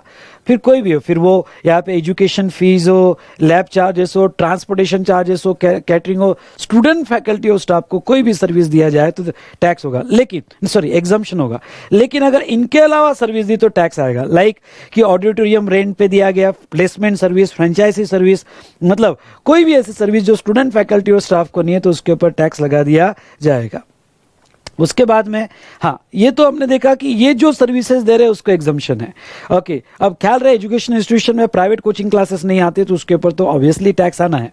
अब ये जो सर्विसेज लेते हैं, आई रिपीट, ये सर्विसेज लेते हैं तो कहाँ का एग्जाम्शन है? अगर ट्रांसपोर्टेशन सर्विस ले रहे हैं किसी ट्रांसपोर्टेशन से फॉर स्टूडेंट, फैकल्टी और स्टाफ, कैटरिंग सर्विस ले रहे हैं या security, cleaning and housekeeping service ले रहे हैं, तो ये एग्जाम्शन सिर्फ स्कूल को ही मिलेगा, बाकी को नहीं। यानी प्री स्कूल और हायर सेकेंडरी स्कूल, ओके, ये अगर सर्विस ले रही है, 3 सर्विसेज ले रही है तो एग्जाम्शन मिलेगा। दूसरा, supply of online educational journals वगैरह होगी, तो ये अगर कॉलेजेस ले रहे हैं, यूनिवर्सिटीज ले रहे हैं, यानी ये क्लॉज में आने वाले एजुकेशनल इंस्टीट्यूशन ले रहे हैं तो एग्जाम्शन मिलेगा। और एडमिशन और कंडक्ट ऑफ एग्जामिनेशन, ये तीनों में से कोई भी सर्विसेज ले रहा है तो एग्जाम्शन मिलेगा। ठीक है, तो इसके अलावा यानी ये जो लिस्ट दिया है, इसके अलावा बाकी कोई भी सर्विसेज लो तो एग्जाम्शन नहीं मिलेगा दोस्तों। आई रिपीट, इसके अलावा बाकी कोई भी सर्विसेज लो तो एग्जाम्शन नहीं मिलेगा। जैसे आपको एजुकेशनल इंस्टीट्यूशन ने ओके रेंट, प्रीमाइसेस रेंट पे लिया तो उसको कोई बेनिफिट नहीं मिलेगा। आई थिंक आप समझ पा रहे होगे इस बात को। तो ये हमने देखा यहाँ पे एजुकेशनल इंस्टीट्यूशन का स्पेशल एग्जाम्शन डन बेटा। चलिए, और एक मैं आपको एक बात और बता दूं, ये conduct of examination, service by of conduct of examination against, ये एंट्रेंस फीस कर देना, यहां थोड़ा करेक्ट कर लेना, एंट्रेंस फीस। ठीक है, तो ये जो एंट्रेंस फीस चार्जेस होते हैं, मतलब सबके एंट्रेंस एग्जाम होती है और एंट्रेंस फीस चार्जेस है, तो उसको भी उन्होंने एग्जाम्शन दिया गया है। ठीक है, तो ये हमने देखा। स्पोर्ट्स सेक्टर में ये पहला वाला ही अच्छे से पढ़ के जाना है, बाकी कोई इतने इंपॉर्टेंट नहीं है। ओके, स्पोर्ट्स सेक्टर में देखो, service provided to recognise sport body by individual as a player, मतलब कोई भी इंडिविजुअल प्लेयर, रेफरी, ये लिस्ट लर्न करना है, referee, umpire, coach, team manager, इतने ही लोग, इसके अलावा दूसरे कमेंटेटर वगैरह होगा तो टैक्सेबल, ये लोग अगर रिकॉग्नाइज स्पोर्ट बॉडी को, I repeat, recognise sport body को सर्विस दे फॉर पार्टिसिपेशन इन इवेंट तो एग्जाम्प्ट रहेगा। और एक रिकॉग्नाइज स्पोर्ट बॉडी अगर दूसरे रिकॉग्नाइज स्पोर्ट बॉडी को सर्विस देगा तो वो केस में एग्जाम्पशन दिया जाएगा। इज इट क्लियर बेटा? बाकी तो आपने पढ़ लेना, बाकी कोई इतने, अब मैं इसके आगे जितने इंपॉर्टेंट है, मेन सेक्टर तो मैं देख चुका हूँ, जितने इंपॉर्टेंट है उतने ही हम देखेंगे। तो चलिए, उसके बाद में service provided by government to business entity, या गवर्नमेंट सेक्टर देख लेते हैं फटाफट। ओके, ये ऐसा करो, ये टाइटल को आप ऐसा लिख सकते हो, गवर्नमेंट सेक्टर। ठीक है, गवर्नमेंट सेक्टर देखो, एक तो है आरबीआई। आरबीआई किसी को भी सर्विस दे, कोई भी सर्विस दे एग्जाम पर, देखो service provided by RBI exempt, service provided to RBI exempt नहीं है। उसके बाद में next, all services provided by foreign diplomatic mission located in India, मतलब फॉरेन कॉन्सुलेट ऑफिस हो गया या वीजा ऑफिस होगा, वो जो सर्विसेज देंगे एग्जाम, उनको जो सर्विसेज मिलती है तो वो यूआईएन, यूनिक आइडेंटिफिकेशन नंबर में उसका रिफंड क्लेम कर सकते हैं। पर अगर वो जो सर्विसेज देंगे एग्जाम्प्ट है। उसके बाद में आपके टोल चार्जेस एग्जाम्प्ट रहेंगे, फिर वो एन्युटी टोल चार्जेस भी होंगे तो एग्जाम्प्ट रहेंगे। Now all services provided by government. अब मैं थोड़ा ध्यान से सुनना, एक चार्ट जो मैं रेगुलर क्लास में भी आपको पढ़ाता था, वो चार्ट में लेना चाहूंगा गवर्नमेंट सेक्टर का। देखिए,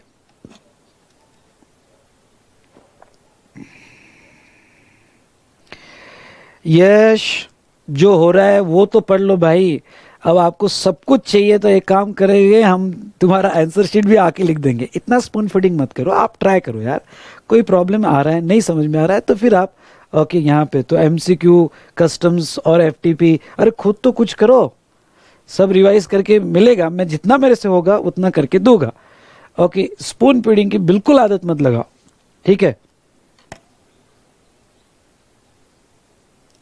ठीक है,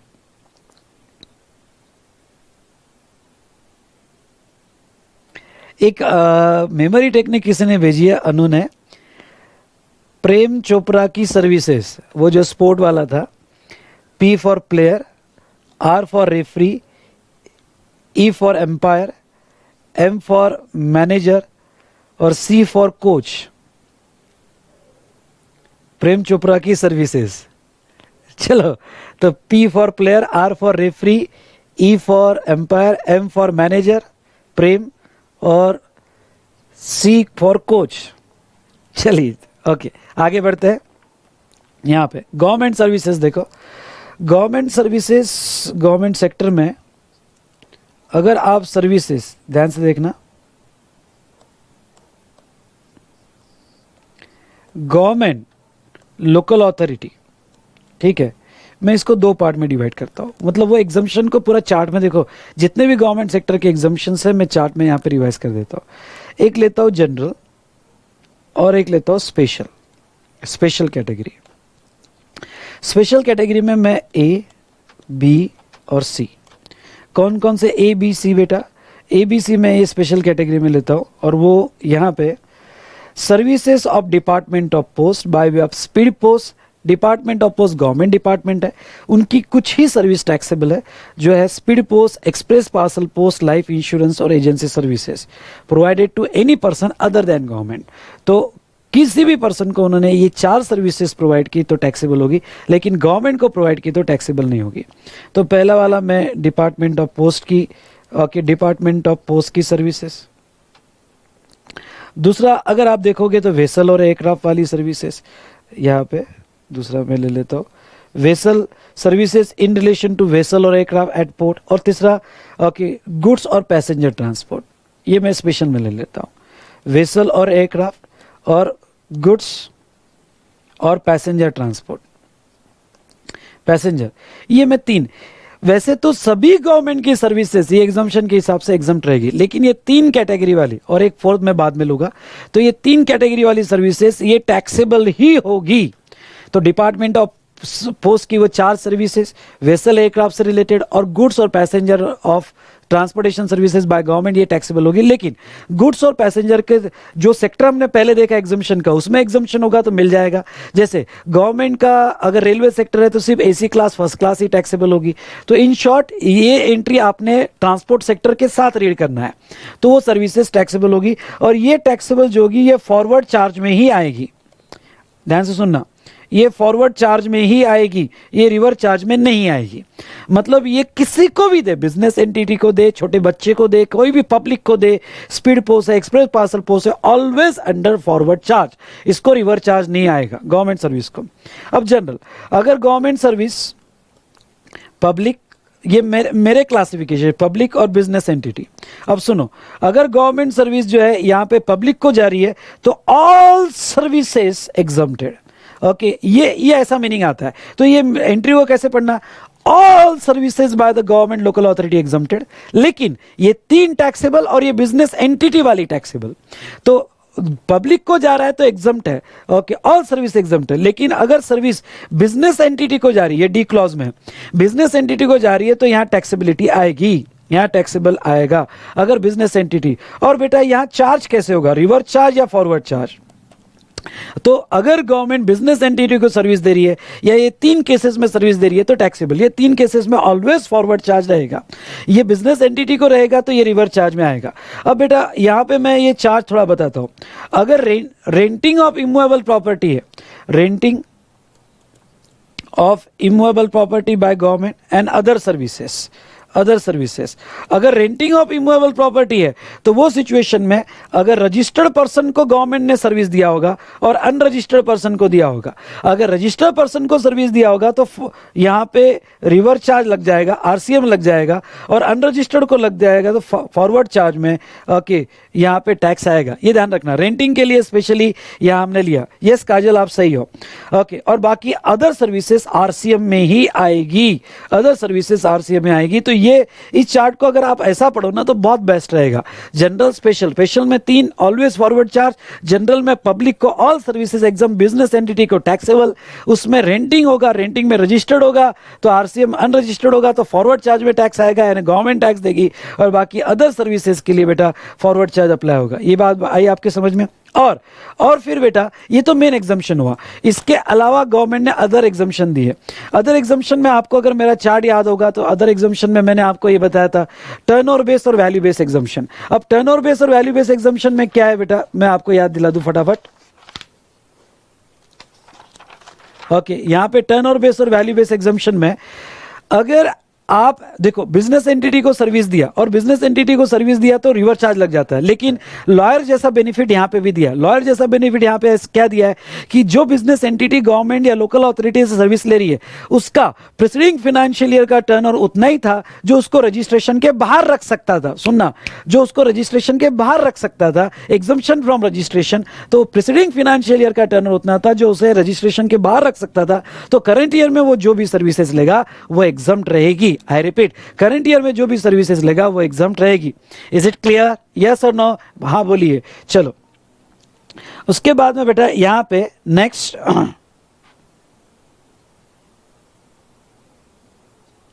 चलो ये दूसरा एक वैल्यू बेस एग्जम्पशन दिया है।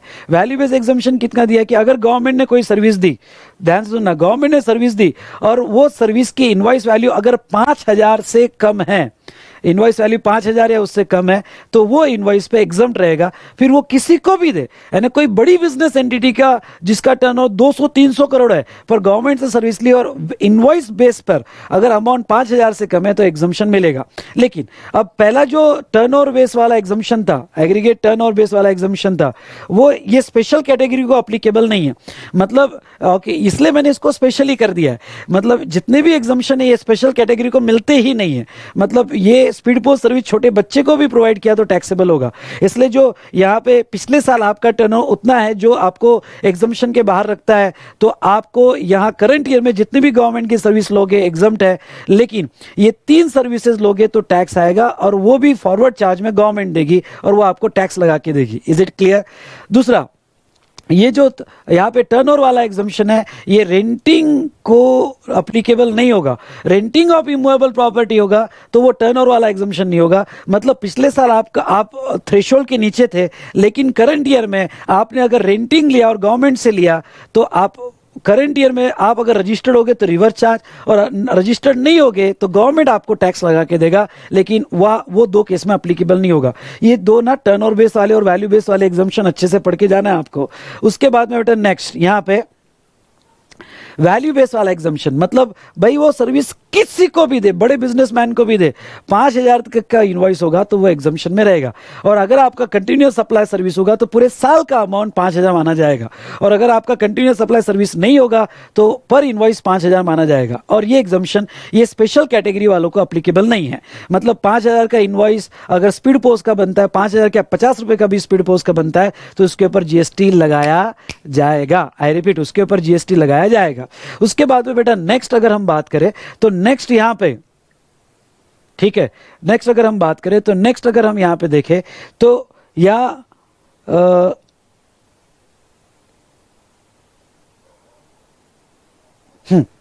ये जो वैल्यू बेस वाला एग्जम्पशन है 5,000 वाला, ओके, ये रेंटिंग को भी अप्लाई होता है। ये पॉइंट ध्यान से पढ़ के जाना, ये रेंटिंग को भी अप्लाई होता है बेटा वैल्यू बेस वाला एग्जम्पशन। Is it clear?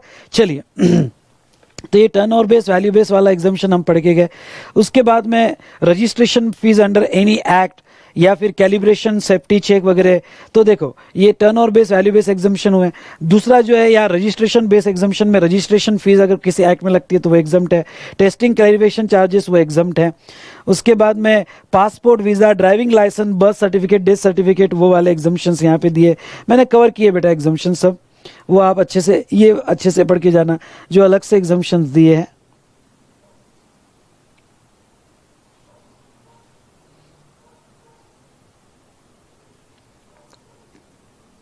ठीक है,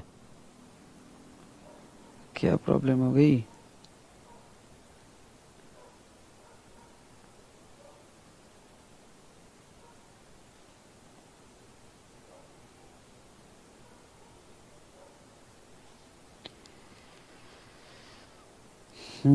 जस्ट अ मिनट बेटा।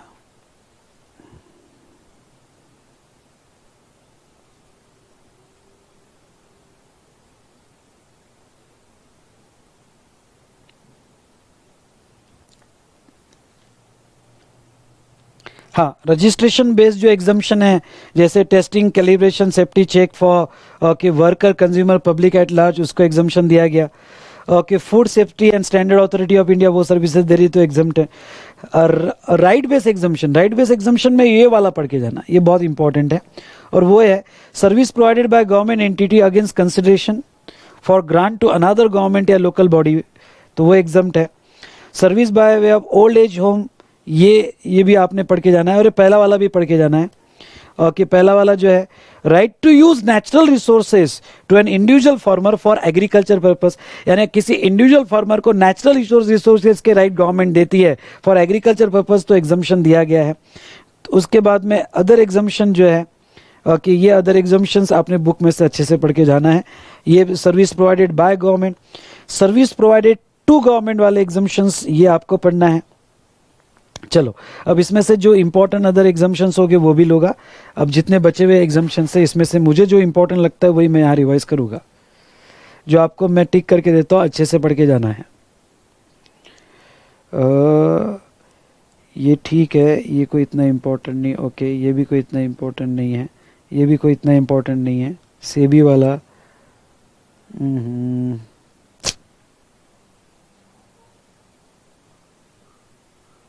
अरे यार क्या हो गया, वापस से वो तकलीफ दे रहा है।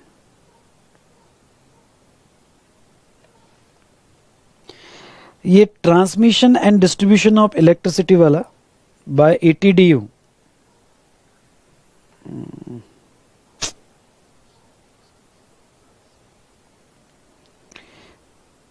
बाय एटीडीयू, ये आपको पढ़ के जाना है। ट्रांसमिशन, ये लीज वाला 30 साल के ऊपर अगर लीज दिया तो उसका जो प्रीमियम है वो एग्जम्प्ट रहेगा, ये आपको पढ़ के जाना है। ठीक है, चलो यहाँ एक लीज वाला आपको, मैं मेरे इसमें आ जाता हूँ। उसके बाद में राइट साइड में अगर आप चार्ट में आते हो तो अब आते हैं हम कंस्ट्रक्शन सेक्टर पे। कंस्ट्रक्शन सेक्टर पे यहाँ पे construction of original work of single residential unit, ये वाला मैं थोड़ा यहाँ पे लेना चाहूँगा। ये ऐसा है बेटा कि कंस्ट्रक्शन सेक्टर पे अगर आप आते हो यहाँ पे, चलो आ जाओ कंस्ट्रक्शन सेक्टर में फटाफट।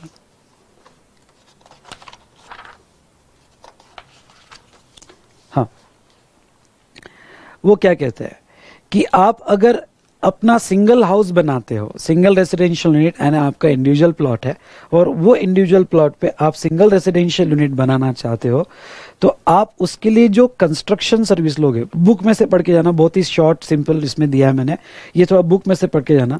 उसमें अगर आप कंस्ट्रक्शन, इरेक्शन, कमीशनिंग और इंस्टॉलेशन वर्क लेते हो किसी से और वो ओरिजिनल वर्क होगा, तो वो केस में यहाँ पे आपको बेनिफिट मिलेगा। पर इसमें बहुत सारे कंडीशन डाल के रखी है। पहले तो अपना खुद का एक घर बांधने के लिए वो लेबर कॉन्ट्रैक्ट को ही एग्जम्पशन मिलेगा, मतलब वर्क्स कॉन्ट्रैक्ट नहीं होना चाहिए, प्योरली लेबर कॉन्ट्रैक्ट होना चाहिए। 4 ही सर्विसेज को उन्होंने एग्जम्पशन दिया, वो है कंस्ट्रक्शन, इरेक्शन, इंस्टॉलेशन और ओरिजिनल वर्क। ओरिजिनल वर्क की डेफिनेशन ये है कि आप जो कंस्ट्रक्शन करवा रहे हो स्टार्ट से लेके एंड तक, रिपेयर, मेंटेनेंस, एडिशन, अल्ट्रेशन नहीं कर रहे हो, आप स्टार्ट से लेके एंड तक पूरा नया बना रहे हो, तो उसको एग्जम्पशन मिलेगा, उसको सिंगल रेसिडेंशियल यूनिट माना जाएगा। और सिंगल रेसिडेंशियल यूनिट किसके बेस पे माना जाएगा कि आपको आपके कॉर्पोरेशन से जो सैंक्शन मिला है वो एक यूनिट का ही सैंक्शन मिला हुआ है। मतलब आपका अगर आपका फ्लैट अगर कोई बिल्डर के स्कीम में होगा तो फिर वो सिंगल रेसिडेंशियल यूनिट नहीं है, वहां बिल्डर आपको जीएसटी लगाएगा। या 3 भाई मिलकर एक बिल्डिंग बना रहे हैं, 3-4 भाई मिलकर एक बिल्डिंग बना रहे हैं और सब ओके, और एक ही बिल्डिंग में एक से ज़्यादा यूनिट अलग अलग सैंक्शन किए, तो वो सिंगल रेसिडेंशियल यूनिट नहीं माना जाएगा। ओके, हाँ, लेकिन एक सिंगल प्लॉट पे यहाँ पे अंबानी है, तो ये मुकेश अंबानी अगर अपना बहुत बड़ा बंगलो मान ले पर एक ही सैंक्शन है, तो वो भी सिंगल रेसिडेंशियल यूनिट माना जाएगा और उसको वो कंस्ट्रक्शन के लिए जो प्योर लेबर कॉन्ट्रैक्ट है, कंस्ट्रक्शन, इरेक्शन, इंस्टॉलेशन, तो उसको यहाँ पे बेनिफिट मिल जाएगा। तो ये था रिगार्डिंग टू यहाँ सिंगल रेसिडेंशियल यूनिट। हाँ, ये पढ़ के जाना बेटा 41A 41B TDR FSI long term lease, okay, उसको एग्जम्पशन दिया गया है, तो ये अच्छे से पढ़ के जाना है। ओके, नेक्स्ट, ये मैंने वैल्यूएशन का जब क्लैरिफिकेशन पढ़ा है उसमें मैंने पढ़ाया हुआ है कि एग्जम्पशन कैसे मिलता है, तो आप जब क्लैरिफिकेशन देखोगे, अमेंडमेंट्स देखोगे, तो उसमें मैंने कवर किया हुआ है। उसके बाद में लाइफ इंश्योरेंस सेक्टर में ठीक है, इतने कोई इंपॉर्टेंट एग्जम्पशन नहीं है। हाँ, ये 77 नंबर का, इसकी क्लैरिफिकेशन भी अच्छे से आपको पढ़ के जाना है। Service by housing society up to an amount 7,500 rupees per month per member for sourcing of goods or services from third person for a common use of its member in a housing society or residential complex. Simple word में residential welfare housing society होगी. I repeat, residential welfare housing society होगी. तो residential welfare housing society को यहाँ exemption दिया गया है. और वो रेसिडेंशियल वेलफेयर हाउसिंग सोसाइटी को जो एग्जम्पशन इन्होंने दिया है, वो अगर उसका मंथली मेंटेनेंस चार्जेस जो रिम्बर्समेंट एक्सपेंसेस है 7,500 या उससे कम हो गए तो वो जो है उसको एग्जम्पशन उन्होंने दिया है. लेकिन आपके मंथली मेंटेनेंस चार्जेस 7,500 से ज़्यादा हो गए तो पूरा टैक्सेबल होगा. मतलब मंथली मेंटेनेंस चार्जेस अगर 9,000 रुपये होगा तो पूरा टैक्सेबल होगा. इससे रिलेटेड क्लैरिफिकेशन भी आया बेटा, तो वो अमेंडमेंट में भी कवर है और मेरा क्लैरिफिकेशन से लेक्चर में भी कवर्ड है. तो वो क्लैरिफिकेशन भी आपको अच्छे से पढ़ के जाना है. तो ये वाला एंट्री विथ क्लैरिफिकेशन आपको अच्छे से पढ़ के जाना है. उसके बाद में तो ऐसा कोई खास एंट्री नहीं है. हाँ, ये अब जितने भी एग्जम्पशन हमने पहले देखे ये दोनों एक्ट में, मतलब क्या बेटा, ये CGST, SGST और IGST सबके एग्जम्पशन है. और अब इसके आगे जो एग्जम्पशन है ये स्पेशली IGST एक्ट के हैं. स्पेशली IGST एक्ट है. ये पहला वाला एग्जम्पशन जो है बेटा, ये जो है ना, ये अच्छे से पढ़ के जाना. मैं आपको ये पहला वाला एग्जम्पशन बता दूं. ये पहला वाला एग्जम्पशन ये है बेटा, ओके, यहाँ पे कि अगर सर्विस प्रोवाइडर बाहर है, सुनना ध्यान से, अगर सर्विस प्रोवाइडर बाहर है और लेने वाला इंडिया में है, आई रिपीट, सर्विस लेने वाला इंडिया में है, तो रिवर्स चार्ज लगता है. पर कुछ लोग अगर ये सर्विसेज लेते हैं तो उसको एग्जम्पशन मिलेगा. पहला, अगर गवर्नमेंट ये सर्विसेज लेता है, लोकल अथॉरिटी ये सर्विस लेता है, या कोई इंडिविजुअल ये सर्विस लेता है जो बिजनेस के लिए नहीं ले रहा है. हाँ, मानते हैं कि वो जो इंडिविजुअल सर्विस ले रहा है वो इंपोर्ट सर्विस है, फॉर कंसिडरेशन भी होगी, तो उसके ऊपर 7(1) में वो सप्लाई बोला है. इवन दो सप्लाई बोला है, पर इंडिविजुअल ये प्रूव कर दे कि हाँ मैं पैसा दे रहा हूँ पर नॉट फॉर बिजनेस ले रहा हूँ, वो बिजनेस पर्पस के लिए नहीं है, या गवर्नमेंट जो सर्विस ले रहा है वो बिजनेस पर्पस के लिए नहीं है, तो वो सिचुएशन में यहाँ एग्जम्पशन मिलेगा. दूसरा, अगर ये सर्विस बाहर वाले से चैरिटेबल ट्रस्ट ले रही है तो रिवर्स चार्ज में कोई टैक्स नहीं आएगा. तीसरा, अगर यहाँ पे एजुकेशनल जर्नल्स से रिलेटेड होगी और कॉलेज यूनिवर्सिटीज ले रहा होगा तो एग्जम्पशन मिलेगा. और चौथा बेटा, अगर सर्विस लेने वाला भी इंडिया के बाहर है, यानी सर्विस प्रोवाइड करने वाला भी इंडिया के बाहर है और सर्विस लेने वाला भी इंडिया के बाहर है, क्यों ना सर्विस इंडिया में दी होगी, वो एग्जम्पशन मिलेगा. इज इट क्लियर बेटा? तो ये एग्जम्पशन अलग अलग पर्पस के हिसाब से मैंने आपको ये कहा. तो पर इसके दो एक्सेप्शन है. ठीक है कि बाहर वाला जो है सर्विस दे रहा है, लेने वाला गवर्नमेंट, इंडिविजुअल है या चैरिटेबल ट्रस्ट है, पर अगर वो OIDAR सर्विस होगी, आई रिपीट, अगर वो बेटा OIDAR सर्विस होगी यहाँ पे, तो उसको यहाँ पे A और B डाल देना. B भी है, A और B, मतलब A मतलब क्या बेटा, गवर्नमेंट, और B मतलब चैरिटेबल सर्विस. तो गवर्नमेंट या इंडिविजुअल OIDAR सर्विस ले रहा है, फिर क्यों ना वो अदर देन बिजनेस के लिए ले रहा हो. तो वो सिचुएशन में OIDAR का डिस्कशन हमने किया था. वो सिचुएशन में अगर ये NTOR, इसको NTOR कहते हैं, तो NTOR ये सर्विस ले तो फॉरवर्ड चार्ज में सामने वाला टैक्स देगा. और बेटा, अगर shipping company transportation of good service देगी तो इंपोर्टर उसका टैक्स देगा. तो ये दो एक्सेप्शंस आपको अच्छे से पढ़ के जाना है बेटा. तो ये एक एग्जम्पशन है. बाकी ये नेपाल भूटान वाला आपने अच्छे से पढ़ लेना है. RBI को management of foreign exchange service दिया तो एग्जम्प्ट है. ठीक है, तो ये थोड़े एग्जम्पशंस IGST के आपने अच्छे से पढ़ लेना है. तो बेटा मैं फिर से कहता हूँ कि मैंने यहाँ एग्जम्पशन कवर करने की कोशिश किया है, पर नोट्स के साथ साथ एक बार पढ़ना है आपको. अगर कोई एग्जम्पशन यहाँ बहुत ही शॉर्ट में लगता है तो वो जो है आपको यहाँ पे वो एग्जम्पशन आपको स्टिकी नोट लगा के एडिशनल उसमें ऐड करके अपने पॉइंट्स को कवर करना है. ठीक है दोस्तों, यस और नो? तो यहाँ हमारा एग्जम्पशन चैप्टर खत्म होता है.